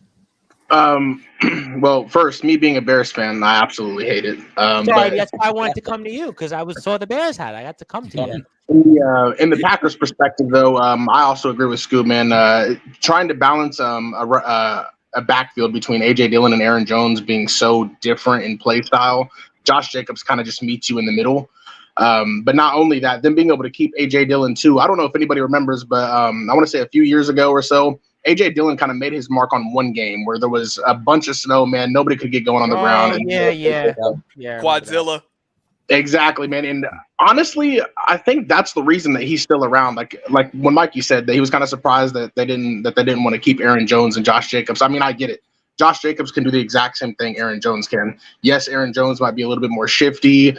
Maybe in his younger years had a little bit more breakout potential, but Josh Jacobs in the right system, man, can easily be a top 3 running back in the NFL if he's not already. And before I get to another news and note in the NFL, and then we're going to go to baseball for a few minutes, and we're going to come back to the NFL because I want to work as many people as I can. If you are on Sportswire Radio, 24 hours a day, 7 days a week, 365 days a year, you can listen to all of our great content. We have a number of podcasts that we play on here, like the Talking Rivals, the Liftoff Jets from Chris Pizzea. During the baseball season, Justin Gianelli has a podcast called The Baseball Banter. And if you guys have a podcast out there, any of your friends do, you can have the opportunity to hear it on our worldwide radio station, which yours truly runs. And for free, we give people the opportunity to be heard on the internet radio through sportswireradio.org. All I need is that MP3 or MP4 version of your podcast, and we'll put it out there on sportswireradio.org. I'm going to put the website up here in a few minutes through the share the screen so people can see it. And also, we're on YouTube at Sportswire Radio 6579. Facebook at Sportswire Radio. So support us, and obviously our friends here at the TSF Takes here. Really excited to have these guys here. This is the most, I think, fun we're having Friday nights in a long time. Forget about that guy that was a brute force that walked out on us, and we'd rely on comments from the sports authorities and hoping they come in. We don't need it no more. We got 10 guys here almost. I mean, we got a team. We got a team. You can't go anywhere without a team. We got a team on Sportswire for the first Jets time team. Friday nights. Real quick, Tom, can I actually ask a question real quick, man? You can So this say one's anything for you want. This one's for Justin, man. Man, I heard you earlier about potentially having Drake May in New England and at the Patriots and things, and thinking that he could potentially be one of the best quarterbacks out of the three that most people are talking about at the moment. For Drake May landing in the Patriot system, man, which I've got to watch a little of the tape myself. I kind of need to know like what you see that kind of differs from what I see that can make Drake May good in that system compared to Caleb possibly going to Chicago or Caleb landed in Washington with a ton of weapons. Well, yeah. So he's they brought back Kendrick Bourne. So obviously you have Ramondre Stevenson at running back, and yeah, they're a little bit devoid of talent right now on the offensive side of the ball. But you have a whole new philosophy here, kind of similar, but a little bit new philosophy with Gerard Mayo being his first year as head coach. I think the offensive system is going to fit May like a glove. It's going to be a natural pro style system, not so much West Coast like a lot of teams run. It's not the Shanahan McVay style West Coast type offense. It'll be more pro style offense, kind of what you see at North Carolina a little bit, down in the ACC. So I think he's the most natural fit, and I think especially with it appears that the Commanders are in love with Jaden Daniels, and I think that's going to be a solid fit at number 2. And I think they're gonna fall in line, and I got to be honest, I'm not so sure the Bears are going to end up keeping that pick. Well, it's funny. Speaking of the Bears, Ron Franklin would like to That's ask my man right there. Are you keeping Justin Fields? He's got that question for you before I move on to Kirk Cousins. I don't know, man. I agree with Justin. I think for what the Bears got Justin for, it had been a long time since we had seen Chicago move up in a draft to get somebody like that. Besides Mr. Trubisky, obviously everybody knows, right. It did not pan out. But us moving up to get Fields, man. That one also. I know for a fact that on draft day, I was actually with Scoob when we were watching the draft, man, and I was just absolutely ecstatic that the Bears actually did something like that to move up and grab Fields. So no matter what, regardless of what any other team in the NFL thinks about the kid, I think if you give him some time and the weapons we have signed for him, I really don't care if Caleb Williams comes in and he plays great in Washington and people are like, oh, well, you passed up on this talent. You could have had him, etc. I like Fields, man. I do. I think he's got a couple of things that obviously he still has to tweak that he's having issues with. Pocket presence. He seems like he likes to want to roll out a lot, which is not on him. Obviously, we haven't put a good offensive line in place to be able to protect him. But as for what he can do in a quarterback position, killing you on the legs, being able to zip throws across the field into coverages through defenses, I just like too much about the kid to let him go, especially for what the market's floating around, like Mac Jones being out of there for a 6. I just don't think teams want to give compensation for him. And even if they did, it's a high bargain. If you want to come to Chicago and you get Justin Fields, you're going to pay us, man. That's for sure. I have a question for all of you guys here. Before I do that, Ron says I was surprised Swift went to Chicago. And I'd even say, Ron, if you actually want to come back on the show, you could, because we actually have room for you. So if you want to talk football, Ron, you're welcome to come back on with us. But for you guys here, before I do, I will go to baseball next. I see Rob Morowski. I got to get him in for a few minutes on the baseball, and I got to get Chris Day in, and then I want to come back to more NFL news. But Garoppolo to the Rams, what do you think on this? Obviously, Garoppolo definitely did not work out when it came to the Raiders. But what would you say on this move particularly? Absolutely love this move. 110% love this move. It's exactly what I just talked about with the offensive style system. Sean McVay and Kyle Shanahan, 2 identical looking offenses. This is going to be a perfect fit for him. I mean, hopefully for the Rams, he doesn't see the field because that means Matthew Stafford gets hurt, But that's kind of what Jimmy Garoppolo is at this stage of his career. He's a serviceable backup. You could play for a few games, but he's not the guy you want leading you. So in a pinch, he can run this offense perfectly, and the Rams are for a game or two, they wouldn't miss much of a beat. DK, I want to get you back in here. I saw you nodding. What did you think before I tell Ron Franklin? Ron, you can pop on the stream back on. But for you, DK, what did you think about Garoppolo? Because I see you nodding. I started to agree with him there at the end where he said, the guy that comes in and kind of has to play if Stafford goes down. But back to what Sad Boy said a while back about it being a move, it really doesn't matter. I feel like it was kind of one of those moves because when you got a guy that's like Stafford, you don't want to have to be like, oh, yeah, let's try to get Garoppolo here. But at the same time, it's like, why not have a decent backup just in case something does happen?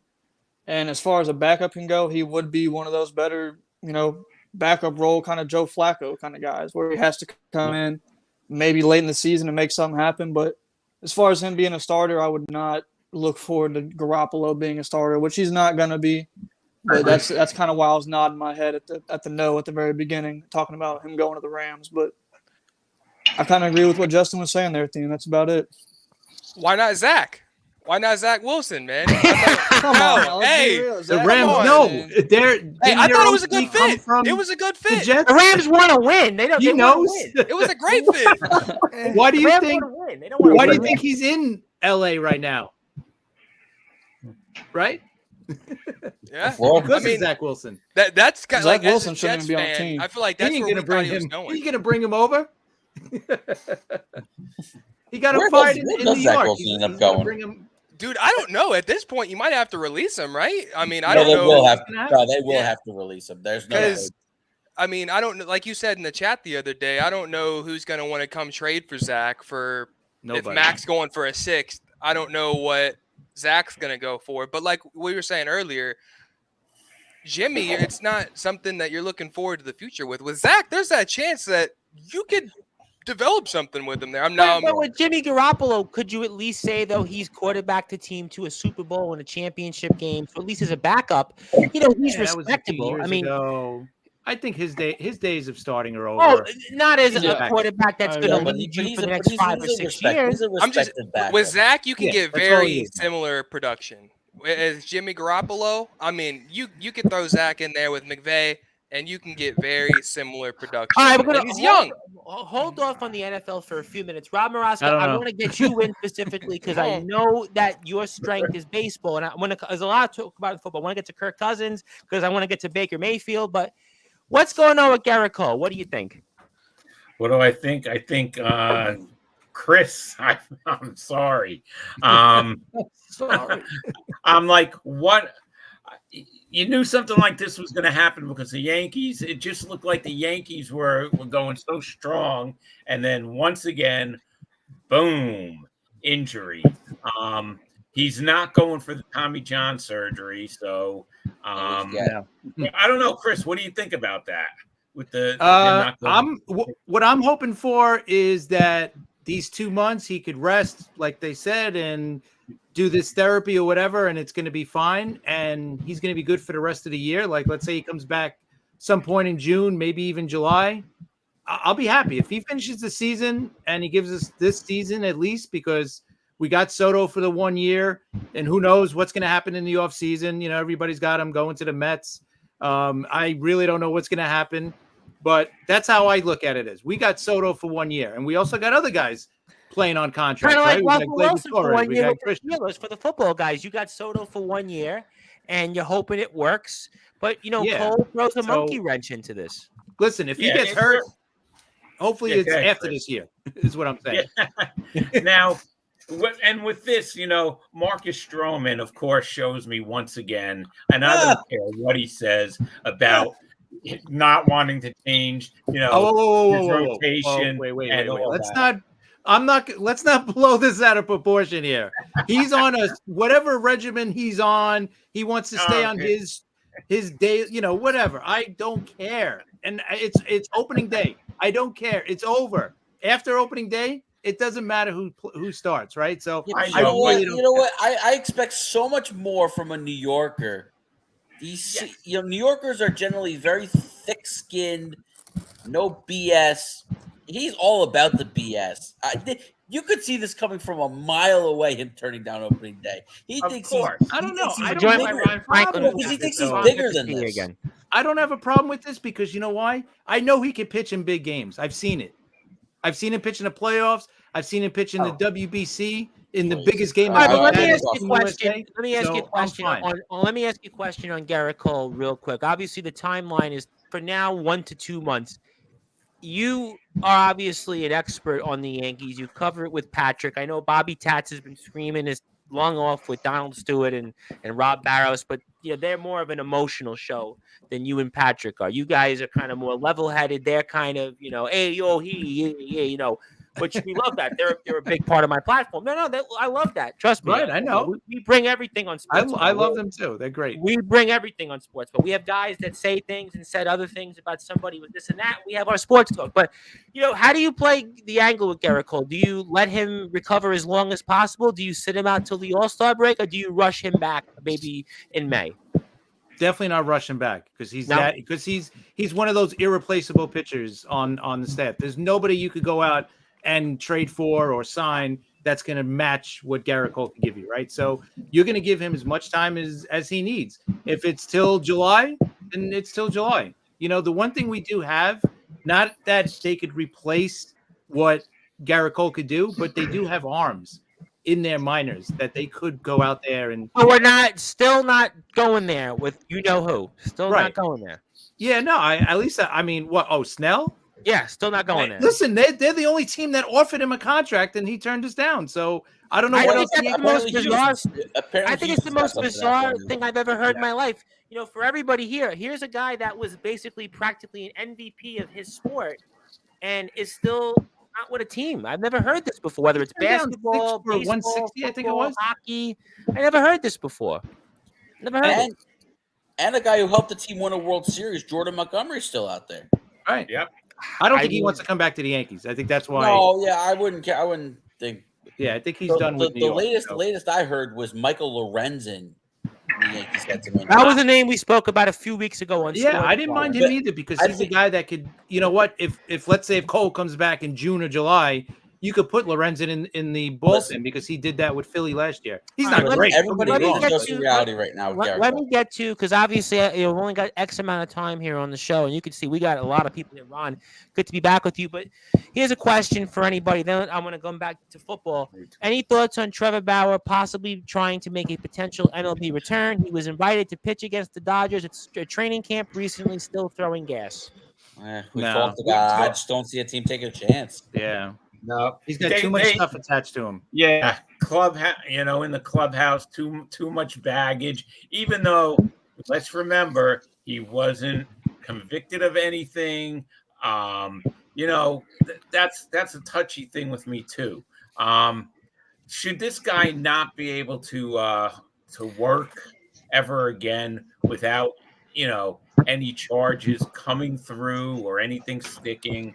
I know teams don't want to touch him because of the baggage, but man, the guy, I think the guy could still throw. Yeah, you can.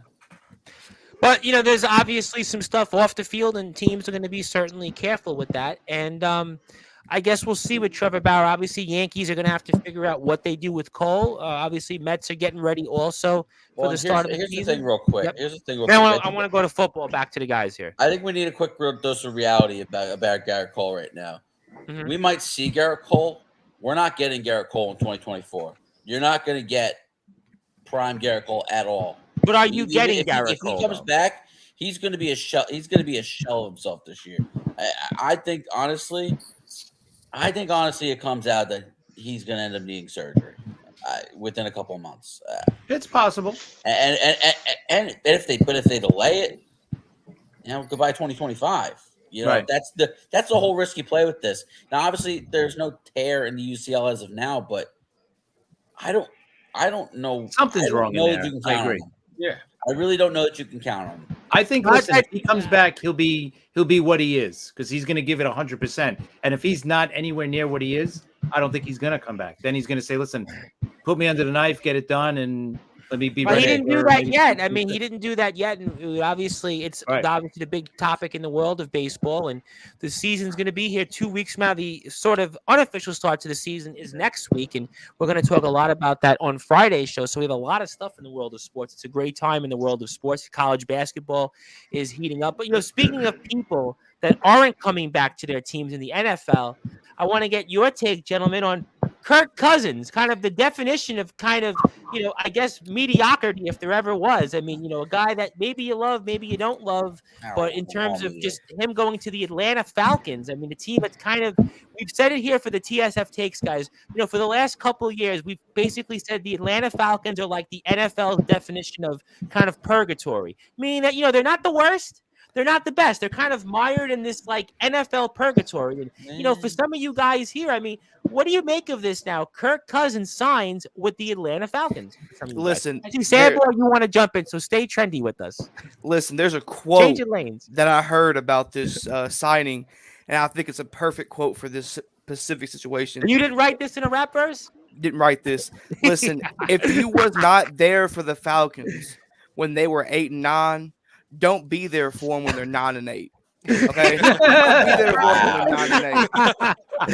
Okay, if Kirk Cousins can't get it done with Justin Jefferson, Dalvin Cook a couple years ago, and in the decent defense, I mean, he's not going to get it done in Atlanta. I think, it gets not even in a weaker division. I mean, you think about that division. It gets him a playoff. He never had a good defense until this year, and he got hurt. True.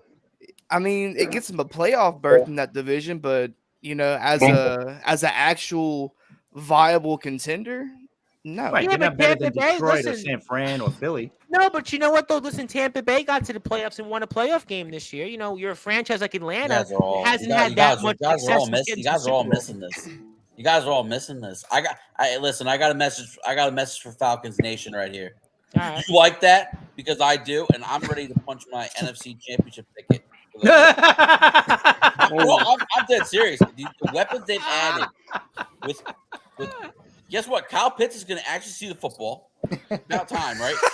You got rid of the trash Artie Party who forgot Bijan Robinson existed. Forgets Kyle Pitts existed. The new coaching staff ain't going to forget that they exist. You got Drake London. They brought in Darnell Mooney? Yep. From the Bears. Yep. I think they're going to be Minnesota of the NFC South. But that might be good enough though, because listen, they're not going anywhere in the playoffs. But you know what though? But again, look at the South, right? We know Carolina's going nowhere. They're terrible. Okay, you got New Orleans and Tampa. What were they both? Both 9 and 8. That division is not the toughest thing to do.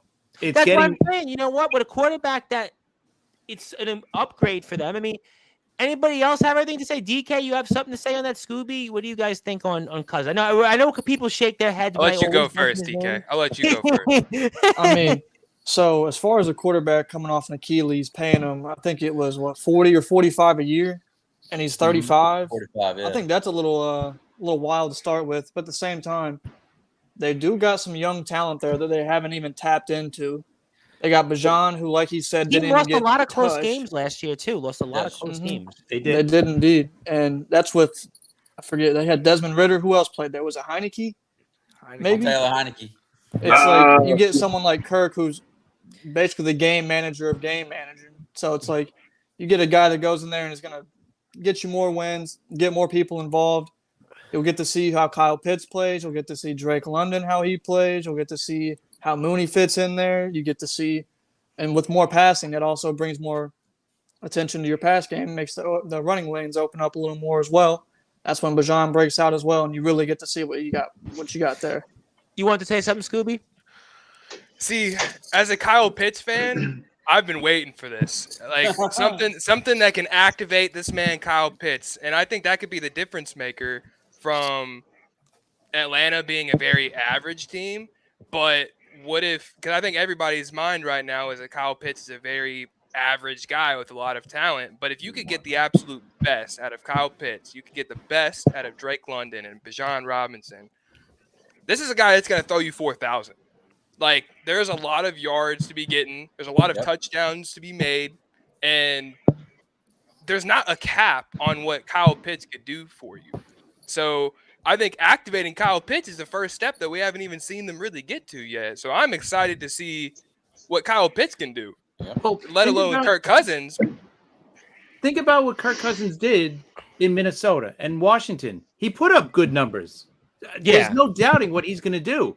He's going to be a good fantasy guy for you to draft in your fantasy league. His career record, though, is under 500, is what you're telling us. Right. Well, what is he going to do in the playoffs? What is he going to do to this team? Are they going to be able to beat San Fran, the Rams, Philly, Detroit? Well, it's a franchise that hasn't had much playoff success since the Super Bowl, so that's a step up. It's different, and I'll get to Ron Franklin because I know Ron wants to jump in here. It's different, I think, with Pittsburgh and Wilson for two reasons. Obviously, the money is far different, number one. But secondly, Pittsburgh's made the playoffs. Maybe you look at it for a one-year deal, you get lightning in a bottle with Wilson, and maybe you get one more run at a Super Bowl. You could look at it from, I'm not saying to win it, but at least have a viable path to win a couple playoff games. It's a tough division, no question. But, Ron, obviously good to be back with you once again. I know you got that Packers jersey on. So what do you think about Cousins, and what do you think about your Packers offseason before I get to a couple of other things here in the interest of time? There's a few things, or not a few, a couple. First of all, you're paying this man $180 million, with $100 million guaranteed. That's overpriced. Yep. Then you join the weakest division in the whole entire league. And to top it all off, and I found this out recently, Kirk Cousins has more playoff losses than Dak Prescott. Yeah. So he's an older quarterback. Yes. You might as well have stayed with Minnesota, but for us, I'm kind of glad he left because now we can go back to smacking the Vikings. And you got Sam Darnold there, but Sam Darnold, he was a backup for a reason. So Niners fans are glad they got rid of him. I don't think they liked him too much, but we're gonna run over Sam Darnold. We're gonna run over Aaron Jones, and we're gonna blow them out and make Aaron wish he never stepped foot in Minnesota. And before I get to a couple things here, TBK was funny. Falcons fans saving money on Super Bowl tickets since 2017 and probably still saving money. Ritter did not live up to expectations by no means, and I think they want a seasoned QB to allow him to learn, off to say the least. Great comment. I think they traded him. Yeah, he's not there anymore. Still waiting on actual thoughts about Henry now being a key player in arguably the toughest division, basically Derrick Henry. He wanted a thought on, Derrick Henry in terms of just him, obviously with the Ravens. What do you guys have a thought on that before I ask you a few general questions on the NFL and any other moves and notes? Real quick, man, to go back to what was talked about, just a sec, I got something to butt in right there, and we can go back into it. The floor is yours on Sportzwire. We let everybody speak. Man, so I don't know. I kind of look at Kirk Cousins in Atlanta a little bit differently, I feel like, than everybody else. So with there being as much good young talent in Atlanta, it is so hard to give this team a cap at 8 or 9 wins. Like potentially, most people in here would think 8 or 9 wins is probably best case scenario for Atlanta, right? When in reality, we have untapped potential in Kyle Pitts, untapped potential in Drake London, untapped potential in Bijan Robinson. People don't realize if there's one thing Kirk has ever been good at, it is tapping into untapped potential. Jett is off of the rip, immediately meshed with Kirk Cousins. So a young Stephon Diggs coming in, immediately meshed with Kirk Cousins. I mean, I don't know if y'all, me particularly, I'm not too big of a fan about Adam Thielen. I mean, I don't mind the guy. Trust me, dude, don't get me wrong. But Kirk Cousins made that man look absolutely phenomenal. He goes over to Carolina, and Adam Thielen looks like he's still got it. Regardless, if you get the Jordan Addison last year, you said what? How about first half Jordan Addison last year before the injury? Yeah, exactly. Man, and even then, so if we get the untapped potential from Atlanta, there is no telling how far this team can actually go. A guy like Bijan's talent and Drake's talent and Kyle Pitts' talent can actually take you a lot further than expected.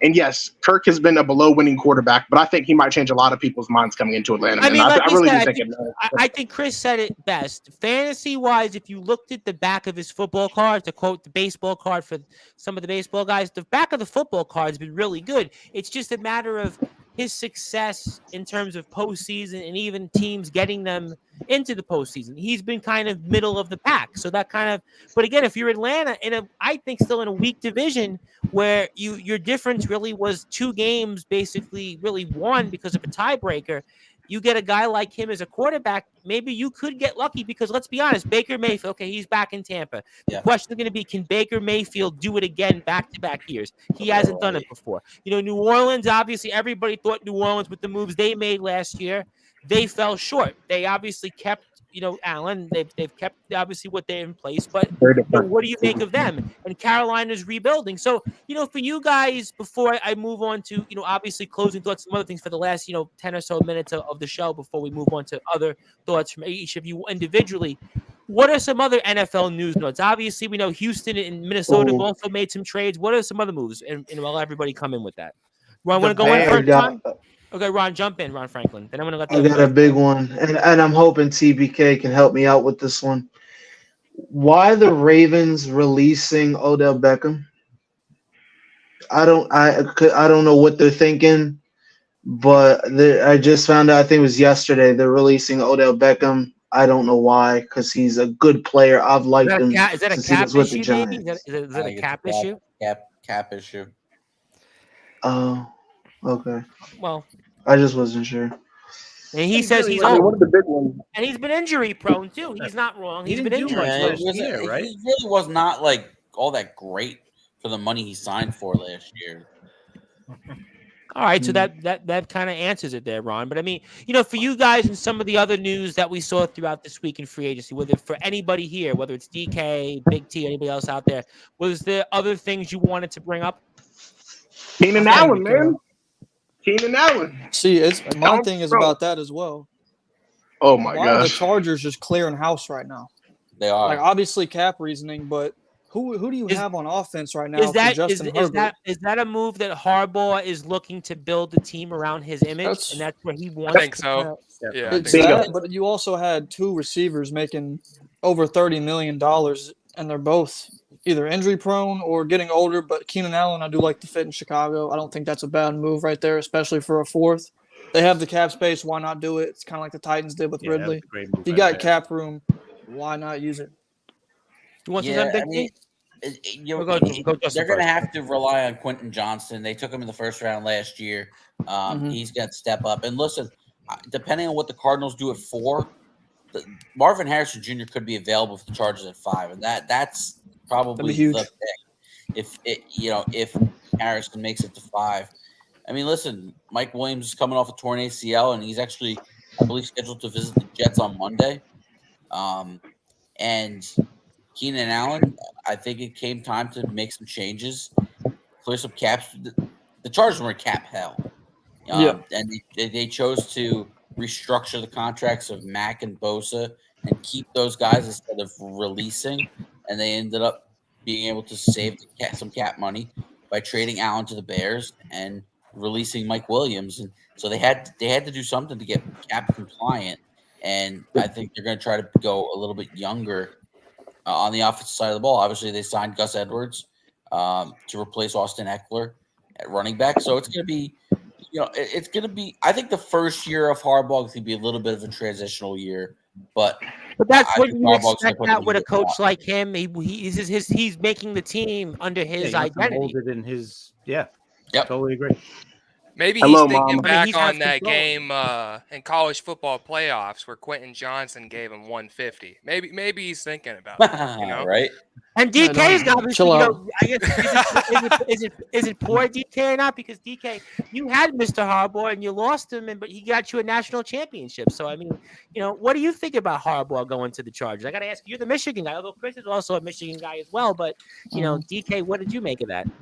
I know he's hurt. As much as I would love to see him stay there, he did what he was supposed to do. He brought him where he was supposed to bring him, and he had an opportunity that he couldn't really pass up. He wanted to go back to the NFL, so he goes to the Chargers. He gets his own little clean slate there, as he's doing right now. And honestly, just the way he is, I would not be surprised if he grabs one of the guys off the national championship team and goes and gets, say, Blake Corum or Roman Wilson, second, third round, and builds off that as part of that young offensive talent that could be there. Great quarterback. And during college football season, real quick, it's going to be so funny when Justin Ohio State and DK is Michigan here. It's going to be real tense, But go ahead. 4 in a row. About to be 4. No, not this year. We'll see. We'll see about that. I want to give you the floor in the interest of time. Scooby, you want to say something, Scooby? Oh, I was just saying, it's a great thing for. I mean, like he's saying, it's a clean slate for Jim Harbaugh to come into, and they got the hardest and best piece taken care of. Everybody in this league would want to build around Justin Herbert, and that's exactly what they're going to do. I mean, like he said, they're in cap issues, and now he gets to do this exactly how he wants to, and he's got the centerpiece for it. I know people feel a lot of different ways about Justin Herbert, but if you're starting a clean slate, this is one of the guys I would want to do that with 100%. All right, I'm going to go around the room and ask everybody one or two things that they want to talk about before closing thoughts. I'm going with you, Rob Marassa, because I know you got to give me something on the baseball. So I got one or two things from you, Rob Marassa, that you want to talk about. I'll go around the room to everybody before we get to closing thoughts. Yeah, I just wanted to say something quick about last week's show. And someone who you played one of our clips about Zach Wheeler, Yes. And his brother didn't agree Jacob with us. Wheeler. Yeah, so for the guys that don't know here, we played a clip and we were talking about Zach Wheeler, who pitches for the Philadelphia Phillies, used to play in New York here. And I had said something, well, I didn't quite think he was a number one starter. And obviously, the guy listened to the clip, his brother, because obviously he's going to be a total, homer for his brother, and was like, well, let me show you the stats and let me show you his postseason stats. And I was like, yeah, you're welcome to your opinion, buddy. But if you looked at the back of his baseball card, I still don't think you're a number one starter based on your career. And he kind of, it was like a civil conversation. And obviously, we're being tongue in cheek about some of it. But, he was obviously, very supportive of his brother. And I don't blame him for that. But I basically said, I extended, just to let you guys know this, I extended an invite to him to Sportzwire. And of course, he's never going to come on Sportzwire. He's never going to come onto the platform because he's not going to come on here because he's probably told by his brother, listen, don't go on shows, don't go on podcasts because I'm this big player making, hundreds of millions of dollars. Real talk for a second. I know how it goes. Sad boy knows because we do a lot of wrestling and, certain guys can't talk because, there's an embargo on him. I'm sure the brother falls. But listen, no harm, no foul. Listen, if my brother was... If he's not a true ace, he's a really, really, really, really, really good number two. Yeah. I think he's a 1B. I think on that team, he's perfect. He's a 1B with Aaron Nola. And there's nothing... Listen, I'm not... He's better than Nola. But I want to put it out the ace. Yeah. I'm going to put it out there. There's nothing wrong in Major League Baseball about being a number two starter. Nothing wrong with that. There's nothing. There's nothing derogatory. But I think he is.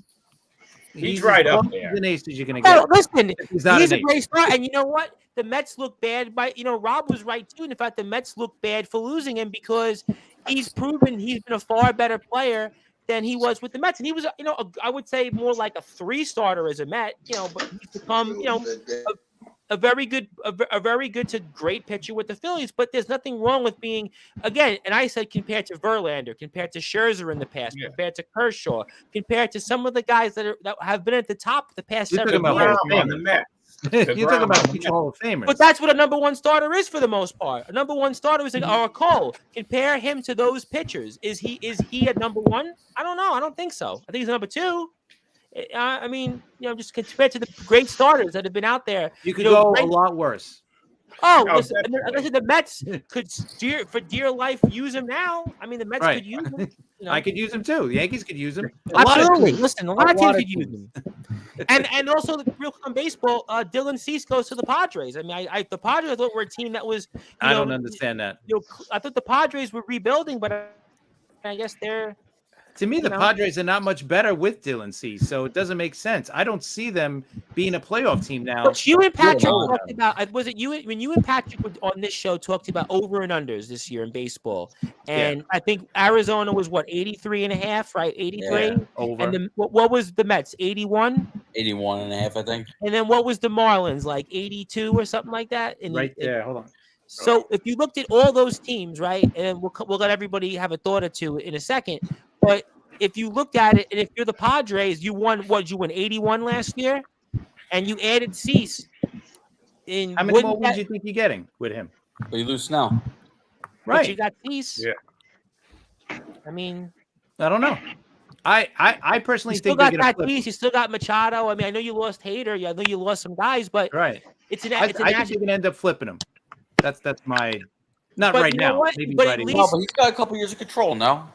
Yeah, 2 But years. at This least year you and next got year. some. But at least I don't think he finishes with the But at least on baseball, to Rob's general point, then I'll let everybody again have a thought or two. And I want to say RS has high Carson. So who's Carson on here? But but the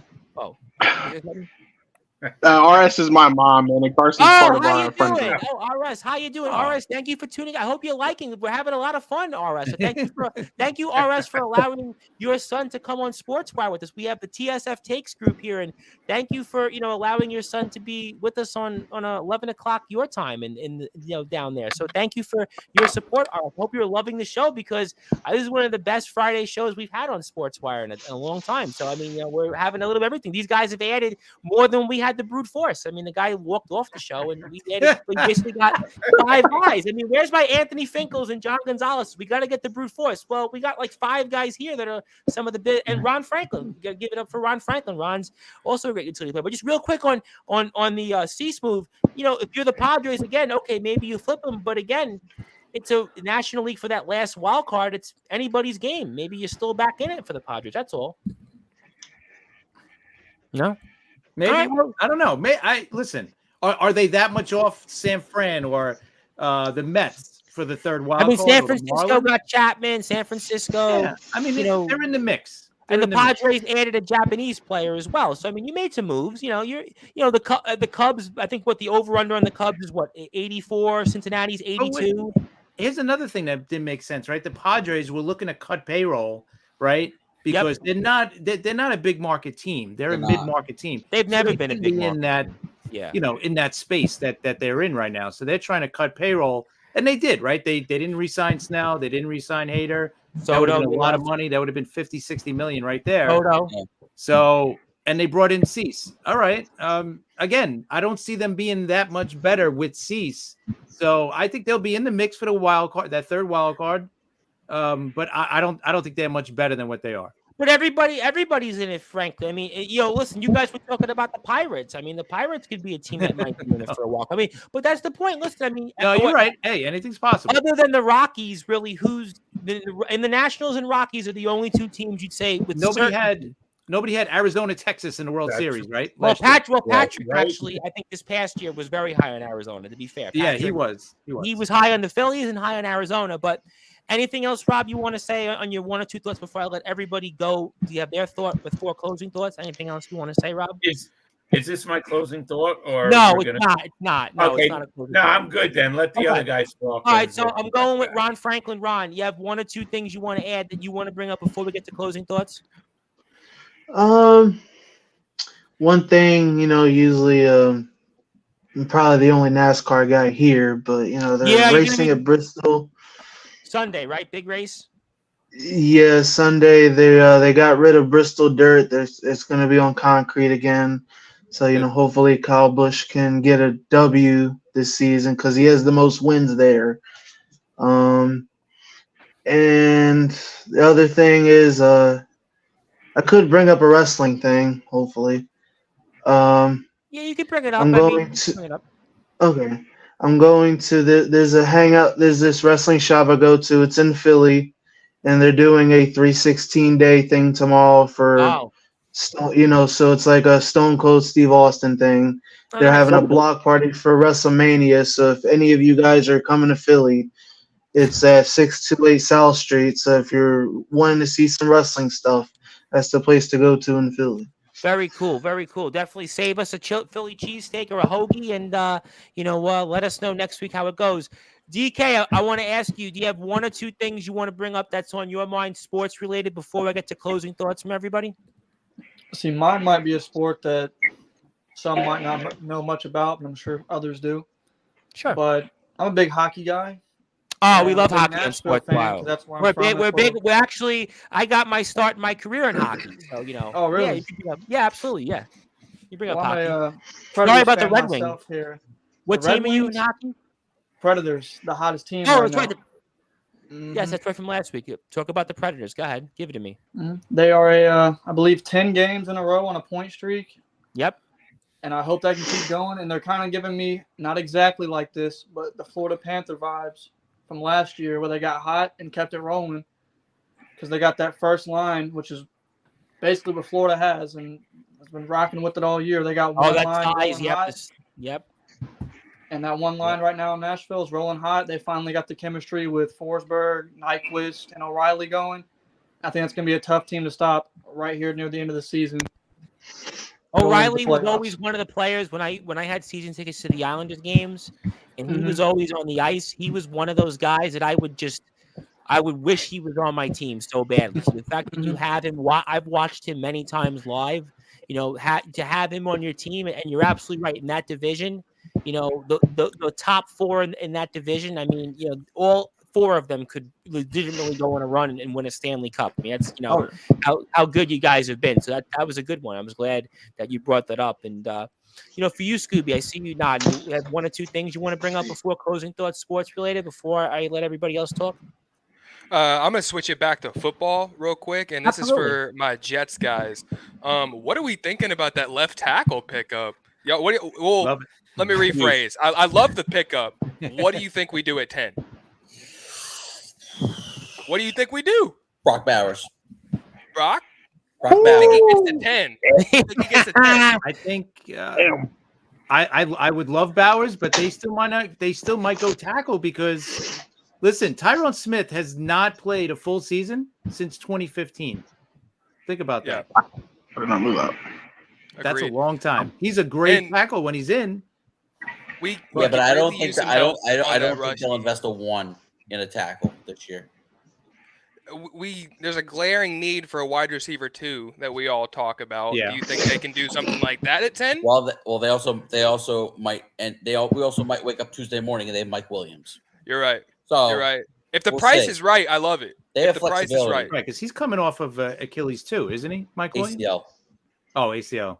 It's got to be the right price. Yeah, I'm a little worried there, but the good thing is the draft is very deep at wide receiver. And tackle for that matter. So it works. So the first, listen, what's good is the 10 pick. Now at least there's the option of going Bowers, going wide receiver, or even trading down and getting more down because we don't have a second round pick. The Rodgers trade. Yeah. So that could play into it. You know. Sad boy, I want to go to you. You got one or two things sports related you want to bring up before we get to closing thoughts? Yes, I think the biggest move this offseason is going to sound crazy. I think the Marquise Brown to the Chiefs pretty much solidifies a third chip for him. I mean, I really don't see any team being able to guard Rasheed Rice, Marquise Brown, Travis Kelce, Pacheco on the ground, McKinnon. They have a pretty stout defense as well. I mean, you just giving Patrick Mahomes another weapon. We see what Marquise Brown could do with Lamar Jackson, and we saw what he could do with Kyler Murray. He's a very serviceable, consistent deep threat, and I think he's just gotten better over the years. And to give a guy like Mahomes another very, very serviceable deep threat, you're just asking for him to throw for 5K. I just wish you wouldn't have brought that up then, especially after we're still getting over last year and that they win last month, really, another Super Bowl. But, Big T, I see you nodding before I get to a couple of my guys here on one or two thoughts on their mind, sports related. I'm loving that Bears man cave, and I can't wait to see it on our screen here each and every week on Sportzwire Radio because all sports matter on Sportswire. I want to make it clear. If you got hockey news, you bring up hockey. You got basketball, you bring up basketball. Baseball, you bring it up. Football, you bring it up. Hockey, wrestling, badminton, tennis, racing, we name it all here on Sportswire. But Big T, you have one or two things you want to talk about sports related before we get to closing thoughts? Yes, man, I got a big one. So real quick before I start. You're Big T. Mike, you better be big. You're Big T. Yes, sir, I definitely am. Mikey, for yours, bud. Guarantee's a rough word, man. I'm not gonna lie to you. Which don't get me wrong. Obviously, Kansas City is phenomenal, but real quick, it may sound like a broken record, man, but Philadelphia, man, they're picking up what they need, and trust me, they are hauling up, man. They're coming for them, boys. I promise you, they are. This year, you will see it. But for the closing statement, to change it around, we're not going to closing thoughts yet. We're not going to close. Okay, I got you. Yeah. Okay. So to turn it around a little bit, though, I don't know if any of you guys got to tune into the Sean O'Malley and Cheeto Vera fight. That one was. Man, that was disappointing. I was definitely rooting for Cheeto in that one. I feel like Cheeto has all the tools to take him down again.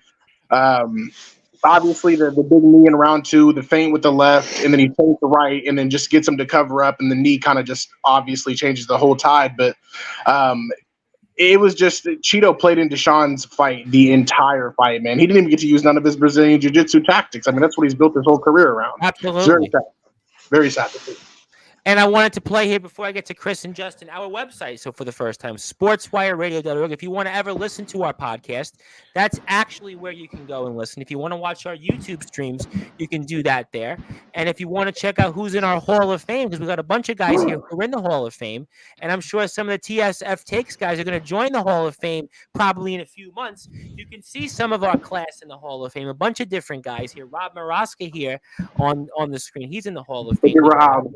We got Talking Rivals. We got Chris Bazea on there. We got Randy Dillon, our buddy Randy's in the Hall of Fame. We got Justin Gianelli there eating a burger from All American Burger when the Brute Force was alive and well, but obviously he's not on the Stros anymore. And a bunch of other guys that are in here with us that are in that Hall of Fame. So that's our website. If you'd like to check it out, we'll come back and put it off the screen here. But Justin, speaking of which, you have one or two things sports related you want to bring up when it comes to before closing thoughts? Yeah, I'm surprised nobody addressed the big elephant in the room here. Aaron Rodgers running for vice president, apparently. Oh God, no. I mean, I as much as that is sort of a freelance job I have, I rather, I guess we're a sports show, but yeah, you could bring it up. Aaron Rodgers for vice president. I don't think he's going to win, but no, he's not going to win. But this is wild as hell. I guess so. I guess Tyrod Taylor starting week 1. He's going to be on the campaign. Why? Because listen, Aaron Rodgers is going to be on the campaign trail, so we're obviously not going to see him at Jets camp. He's going to be campaigning with Kennedy, right? I mean, it's going to be. So maybe we should trade for Justin Fields. So I guess let me get this straight. Are the Jets then paying Aaron Rodgers to run for vice president? Is that what it is? I don't know. I think he has. I don't know what the hell's going on. Oh, that's it's forfeit. I think if he runs, I think he has to forfeit his money. Yeah, it'd be like $63 million. I don't think he's doing that. Really? Because he's an odd character. I don't think he's forfeiting Have we money. not learned that he's an odd character? But what does that say to a teammate? He's very spontaneous. What's that? Yeah. He's very spontaneous, that's for sure. No, and listen, I'm not against people's views of any sorts, but I'm just saying in terms of a locker room, I'm looking at it from the sports standpoint. What does that say to teammates of you as in a locker room? Sad boy, a guy that looked like you wrestled. You were in a locker room for real in a big time organization that has a lot of fans. I mean, you were a guy that looked like he was a superstar, main eventer. I mean, I don't know how what does that say to a locker room that you're gonna leave your teams? Here's about our country. Aaron Rodgers is known to be kind of a diva. I mean, I'm a huge Aaron Rodgers fan.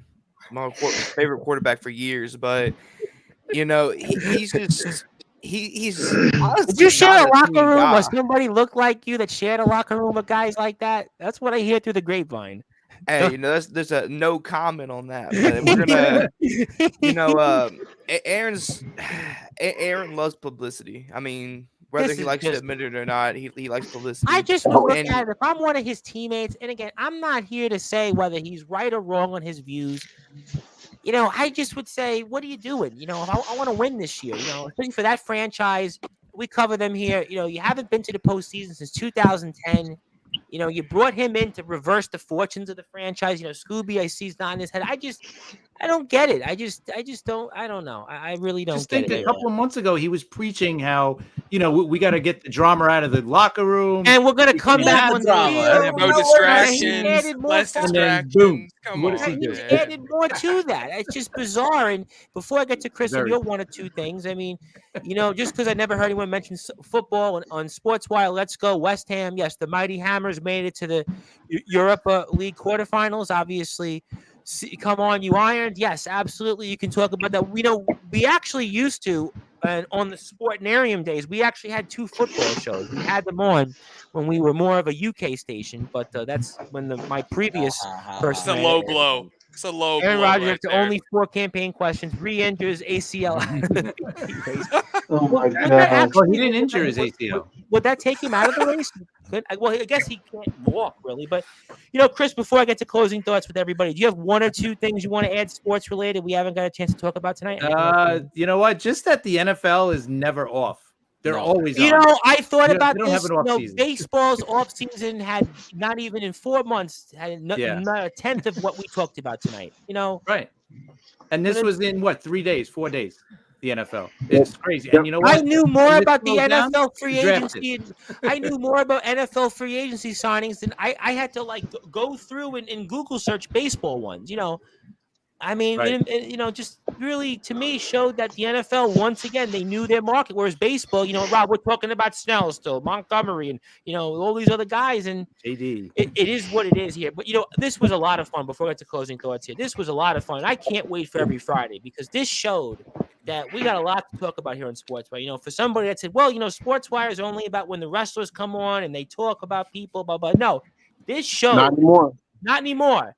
The TSF takes, they made sure that sports is back in Sportswire. Sportswire on Friday nights is back. I mean, if you said, you know what, maybe, you know, we're only about this, we're only about that, not so fast, my friends.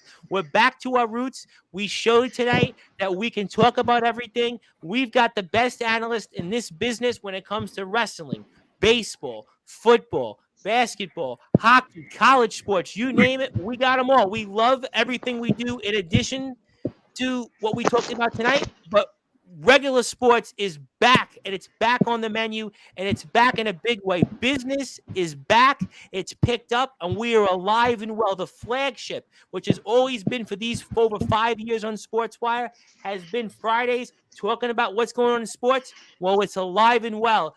Thanks in part to all of these people here, the guys that have stuck with us on the past 5 years and the new guys that are here. Boy, I can't wait for Fridays once again. It is going to be really, really interesting here. We're going to talk about Tyson. We're going to talk about UFC. We're going to talk about football, baseball, basketball, March Madness, everything else in between. Fridays, 10 o'clock, we'll do obviously our wrestling. Then 11 o'clock, we get all these guys on here. And boy, this is going to be a rumble, tumble, smackdown, quote unquote. And just think next month when we do the trivia, that one Friday where we get all the guys in here, going to try to put all of us in here in a room and figure out who wins something. Oh, this is going to be, I can't wait. Like I said, business has picked up and we are alive and well. It feels good to have electricity on Friday nights once again. It was kind of tough. I got to be honest. You know, last few 4 months, you know, getting people's excited, but now it's exciting once again. So thank you to everybody. Thank you to these guys for doing that. Thank you for the people that have tuned in here. And Shane, you dropped off, but we'll see you on the wrestling part of the shows,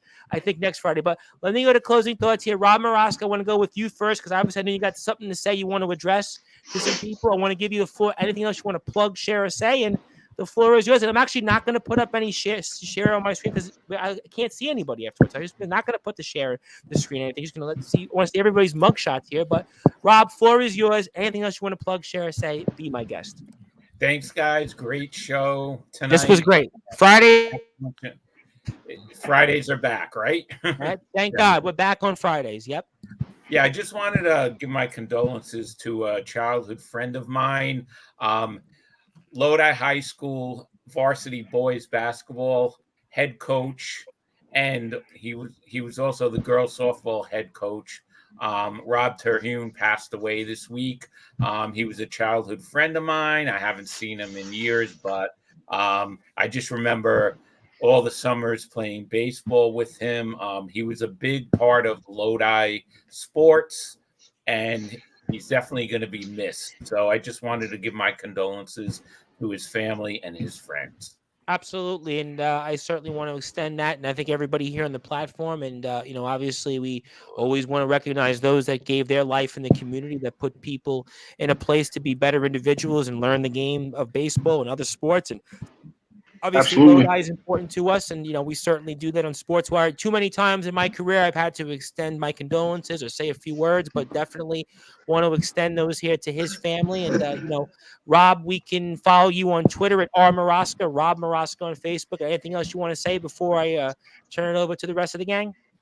Nope, that's it. I just wanted to mention Coach Terhune and how Lodi has a big loss. That's a big loss for the sports community, absolutely, out there. And it's a loss for the community as a whole because a man gave his life, who's gone, you know, far too soon. And, you know, it's, you know, unfortunately, that's, how it goes. But I'm glad though that you're here with us. You've been here for 5 years almost, and we're live on Fridays. I mean, that shows you that we're back. And even TBK said the show was great tonight. We had people tuned in, and that's what it's about. We gave people an opportunity to hear some other things on Sportswire. So to you, James Marshall, that says Sportswire is only about when wrestlers come on and talk smack about each other. Not so fast, my friend, because these guys showed what Sportswire has always been about. We've had Paige Palazzolo come on, the head coach of the Women's United States amputee soccer team. Danny Burns only played in the NCAA Final Four in our Hall of Fame. Luke Leyland, who was in Dombe. Jason Facina, of course, who's now the head coach of the men's amputee soccer team. We do it all here on Sportswire because all sports matter. And thank you, Rob, as always. I'm going to go around the room. So, Chris, I'm going with you next. I've got Liftoff Jets. We're going to play on sportswireradio.org on Sunday. Looking forward to hearing the show and want to give you some closing thoughts and anything else, my friend. And great show with the Talking Rivals this week. I enjoyed it. And fire away, my friend. Thank you, Tom. Guys, great show. This is awesome. Yep. Wednesday morning, we start baseball, right? In Korea, San Diego, LA. So looking forward to that. We're going to finish up the previews on Talking Rivals on Monday, probably, with the American League. We already got you half of my World Series. I got the Reds this year. I know you were very high on them. And I think a lot of people are. Yep. I took a page out of Patrick's notebook from last year. Yeah, but that's not as far-fetched, I think, because the Reds I don't think so either. 2 games out of a wild card last year, 3 games. I mean, yeah. Not that It's far not like back. I'm picking the Pirates, right? It's not that bad. So Pirates won 76. They only eight out of a wild card last year. I mean, to be fair. Maybe a little better. You never know. But we'll be on Monday and then Wednesday with Charmin and we're going to catch up on all the free agents. Oh my goodness, you guys are going to be busy. We can't get everyone, so we just kind of summarize it like the last show. If you heard it yet, well, just kind of summarize it. What I do is I like to hear it when we play it on Sportswire because I like to give it the Sportswire stamp of approval. So I like to hear it. I admit when for the podcasters out there, I don't listen to your podcast on Spotify or other places because I want to hear them on Sportswire. So I let myself and the other. And you know what? Really quick, for whatever reason, I told Charmin too. Like our last episode from last week was our highest listened to episode for some reason. There's nothing special. We had no special guest on. It was just whatever we were talking about, and we got our most listens by far. So I know I posted a couple of clips of you guys, and you do. I'm sure that helps. That has to help. Because I love it. I love seeing it. I'm like, oh, wow, this is great. That's why I do that, because I want to give people an opportunity, if they can't listen to the full podcast, or just to click on the radio or hear what you guys have to say. That's why, I go out of my way to do that. I give people, that's what we're here for in sports. I say it all the time. We do that. We want to hear other people. And I hope that, that helped. But I think it's also your hard work. I think you guys do a good job. And I think that shows. I think, look at the Pinstripe Chronicles, how much they've grown. They've been here with us to sit down marks for our wrestling guys, Neil Villapiano. So we have a lot of shows that I think under my watch in terms of the promotion that they have grown too. So, I mean, I'm a guy, in politics, they always say you have coattails. And I want to say that, yes, I might have grown, but I also give back with my coattails. Randy Dillon's become a well-known, interviewer. I think, we've had Justin's shows in the past. We've had, obviously, the work in progress guys, the sit-down marks, the wrestling with the truth guys. We've had many shows that have been on here where I've used my coattails, TBK's podcast, Peter Richards' podcast. We play them on here. We put clips out there, and, we give coattails. Rob Maraska's been on. That's what we do. These guys are on here, and they're going to get to be on my coattails. I am always proud to give people and endorse people. Look at what I do in the wrestling community. How many shows do I go and endorse and support and donate? Because we believe in coattails and giving back. I always believe in giving back on coattails. So I will endorse every show out there. I will endorse all the wrestlers because I believe in them, and I believe in the podcast that we have on you. And I pick the shows. So I think that you're doing great. I think the work's going to continue to pay off, and I can't wait to hear the show Sunday and Talking Rivals. And I can't wait to support all the great wrestling companies and all the great shows that we have on Sportswire Radio. Justin, you are next. I want to go with you for some closing thoughts, and anything else you want to plug, share, or say, be my guest. Sure. Thank you, Tom. Guys, great to be with you guys. Quick message for DK. How about trade me a Saros in the offseason, please? Not happening. Now we could use a goaltender. Going somewhere, but no. Oh, he's We so could use a good. goaltender. I mean, we're testing out Jake Allen and Capo Kakkonen for the rest of the season. Should be quite interesting. But yeah, I mean, listen, the Devils are. I wouldn't say they're totally playing out the string because they're still somewhat in the Well, playoff. Detroit's big slump has given people. They The can't Islanders got buy a back win. in it.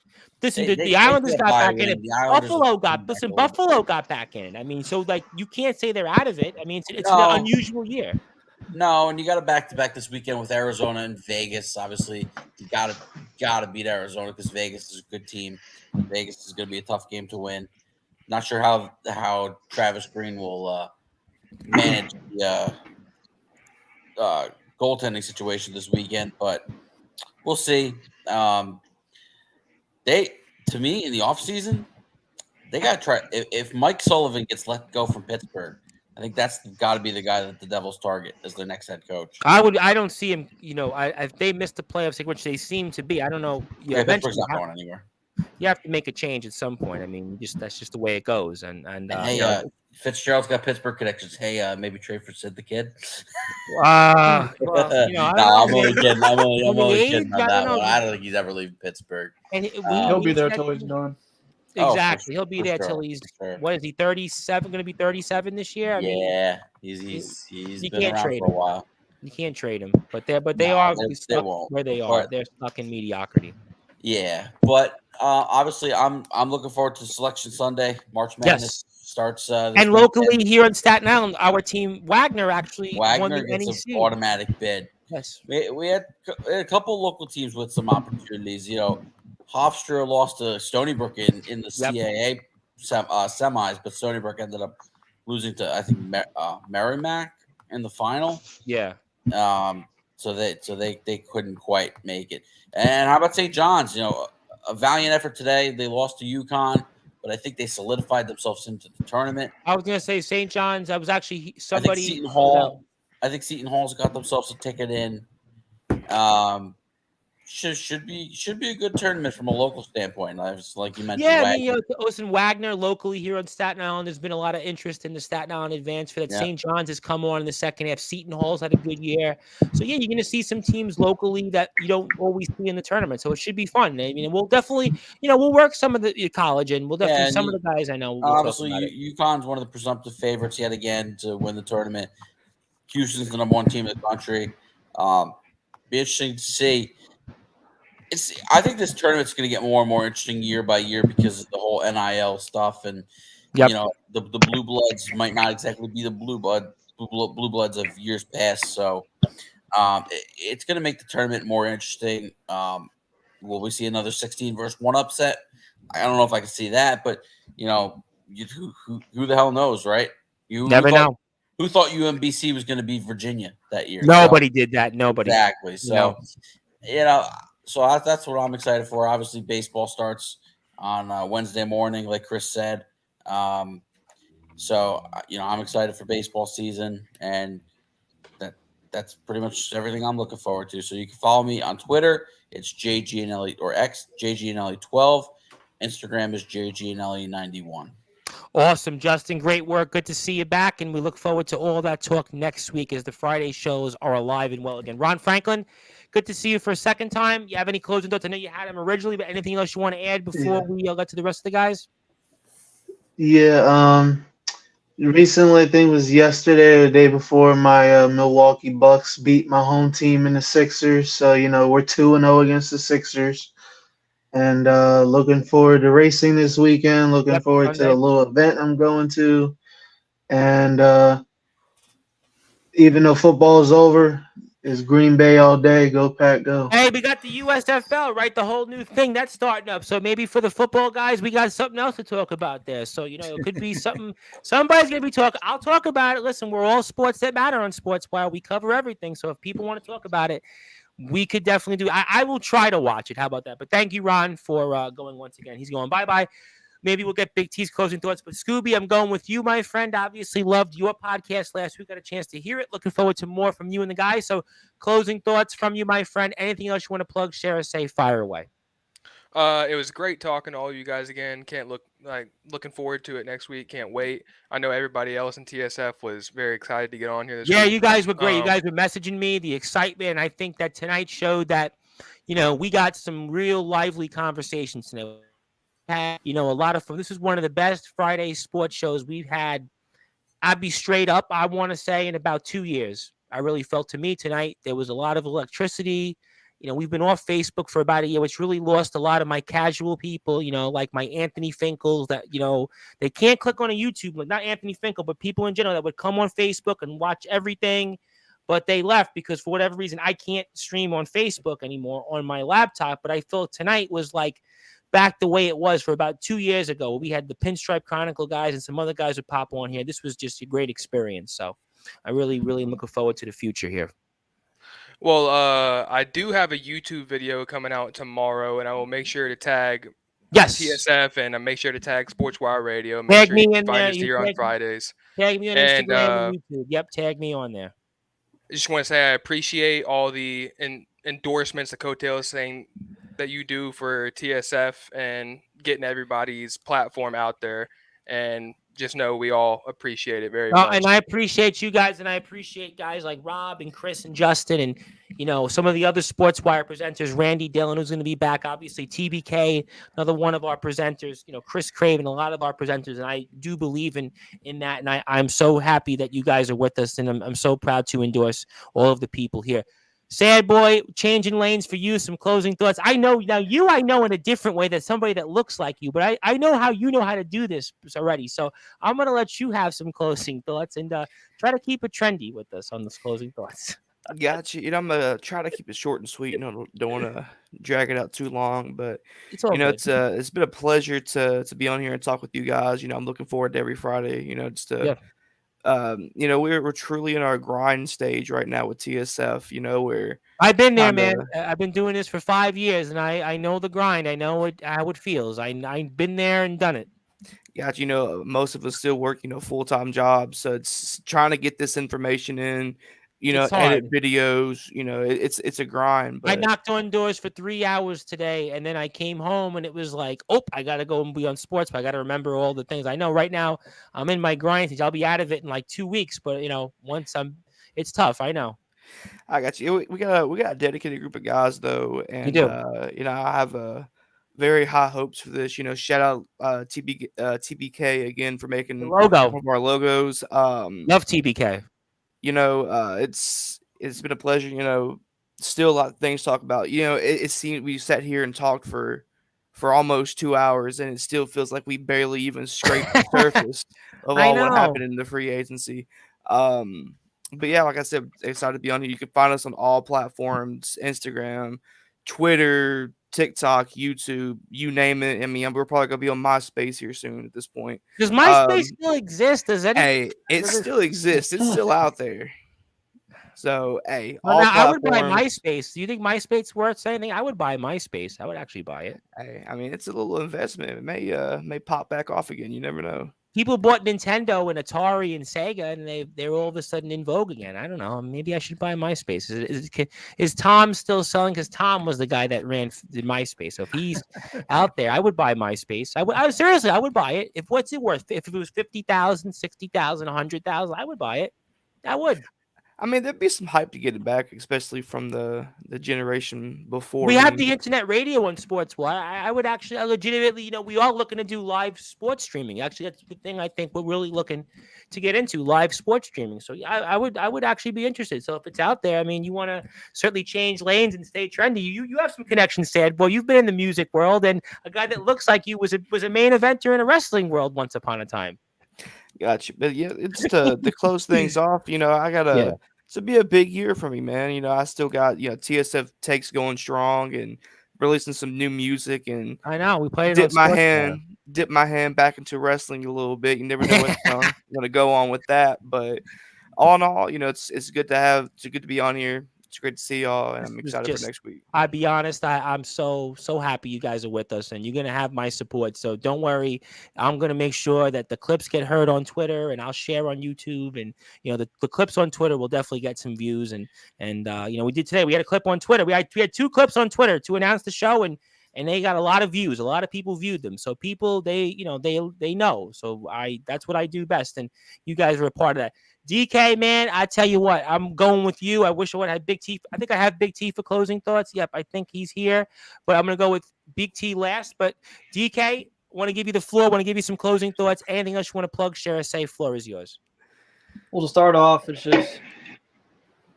glad to meet all y'all. Had a nice discussion tonight. And, we haven't really done too many of these podcasts ourselves with the TSF takes. We're kind of just getting our foot in the door, and this is honestly helping so much with us just, getting to know how to discuss the certain conversations in the right type of, setting. And, other than that, it was just, I don't know, it's a good start, I feel like. And I don't know what else to go off of that. I think that you said it the nail on the head, that this is, the future is endless. And I think that you guys brought a lot to the table. So, all great stuff there. Obviously, I want to go with the man that is the biggest for last. Kind of, you're in the brute forces position. He used to be say, we saved the best. He was not the best for last, but he's the biggest for last. Since you're the big man, you're the biggest man. Well, I don't know if you're as big as Sad Boy in real life. Maybe not. But I want to go with you, Mr. Big T. I want to give you the floor. I want to give you some closing thoughts and anything else you want to plug, share, or say. And I can't wait to see you in that man cave each and every Friday and top it off for the night. And let's go with it. Oh, definitely, man. So, well, first off, apologies about the last week. I wasn't too prepared, I guess you could say, with obviously the background and things like that to obviously go in it. And I kind of wanted to see how it would work for the first time. So I let them play in and get a feel of it. But definitely from every Friday from here on out, I'll definitely be in here as long as these guys are in here. Even if some of these guys aren't here, I'll be in here to talk to you guys. Starting off with Rob and Chris, like I had said in the last show, man, I had looked forward to talking to you guys, and it panned out absolutely awesome. Justin, I look forward to talking to you again, man. All three of you guys are absolutely phenomenal. Tom, your energy is through the roof, man. Sometimes I swear whenever you're talking, it makes me feel like I can go out there and win a Super Bowl same day. Well, it's funny you said that. I did college basketball real quick. I got to cut you off because I used to do a lot of college basketball. I still do. And one of the coaches, he brought me into the locker room. This is a true story. His name is Ryan Highland. And he called me the hype man. He said, "You're the hype man." So every time I hear you on the podcast and you talk and you have that intro, he was the one that called me a hype man. And then in politics, I would help a lot of these people, and they would call me the hype man. I was kind of like Mike Tyson had John Horn. I was kind of like one of those type of guys, the hype man. So, that's kind of been my niche. And Sad Boy will confirm this because he knows me from the wrestling world, and that's always what I've been doing. That's kind of how I've, made a niche and kind of hung on for 5 years. So, yeah, I'm kind of your hype man. I'll be your hype man anytime, Big T. Good, man. Good. But other than that, man, at least to close it off, it was absolutely great talking to all of you guys, man. And I cannot look forward. I can't wait to be able to do this again with you guys. Hopefully next time I can be a little bit more prepared and hopefully have as much experience one day as obviously Chris and Rob here. And Justin, I'm not sure how old you are, man, but seems like you definitely know what you're talking about. And at the end of the day, man, I'm gonna be honest with you. Nobody wants to sit somewhere and listen to a bunch of guys ramble. So it's good to be able to be around people that know what they're talking about. It's just fun, man. It's fun. This was definitely a first time experience for me, but I'm very, very excited. That's right. You know what? I know we've rambled on. I know we're gonna go in a minute. I know guys are probably like, I want to go to bed, but the facts is that this is what it's about. We want to give people an opportunity. That's what we do here on the internet radio. You're welcome to listen to the shows anytime. Also on Instagram, I played the clip of us talking on Instagram. A couple of them, they got a lot of views. Twitter, and so if people don't listen to the podcast, whether it's on YouTube or on the radio, they can always hear some of the clips. And I think that that's what we're about. We want to give people an opportunity. And I can't thank you guys enough. And I can't thank enough the people that have been with the podcast on also the radio station, for all the shows that are for the presenters, because we have, a Hall of Fame. We've done a lot of things. We have a great following. And to add you guys really is, to me, it's the icing on the cake. And Fridays are back, and we'll talk about anything you want. I want everybody to follow the TFF takes on all the platforms. These guys follow them on all their platforms. My name is the Reverend Tom Bryce. I'm formally saying hello, but you probably know who I am because you've heard me in different parts of different things in the world. But if you're on sportswireradio.org, you're going back there. His Predators are primed and poised for a big year. Going to talk about some hockey next week on the show. Rangers. I'm an Islanders fan like Chris. We maybe have a chance to make the playoffs. We'll see. But obviously, Justin's a Devils fan. It's a tough year for you, but we'll certainly see what happens. But if you are on Sportswire Radio, YouTube, Twitch, and Twitter, you can catch me tonight, 8 o'clock with Andrew Loveless from Violent Love. I'll also be back at 11 o'clock from a guy you know, sad boy Drake Golddragon from a company you technically worked for once upon a time, Resurrection Wrestling.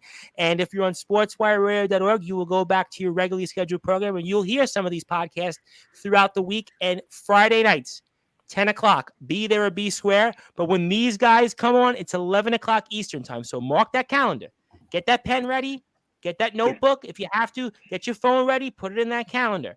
11 o'clock is when these guys, Friday nights, become alive. Friday nights is when your weekend starts on Sportswire Radio with the TSF Takes group, Justin Gianelli, Chris Bizet, and Rob Maraska, plus who knows what else, Randy Dillon maybe as well.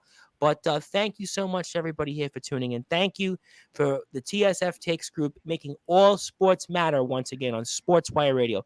My name is the Reverend Tom Bryce, your voice of all wrestling, where all wrestling matters. Until then, good morning, good afternoon, good evening, wherever you are, on the number one global radio station that is Sportswire Radio. And stay trendy by following the TSF Takes on all platforms, because if you don't, you are definitely not changing lanes, and you are definitely not going to be trendy when it comes to all the latest in the world of sports. And CP7NY, JG, Nelly, 1291, and R. Maraska, check them out on Twitter. Thank you, everybody, and we'll see you.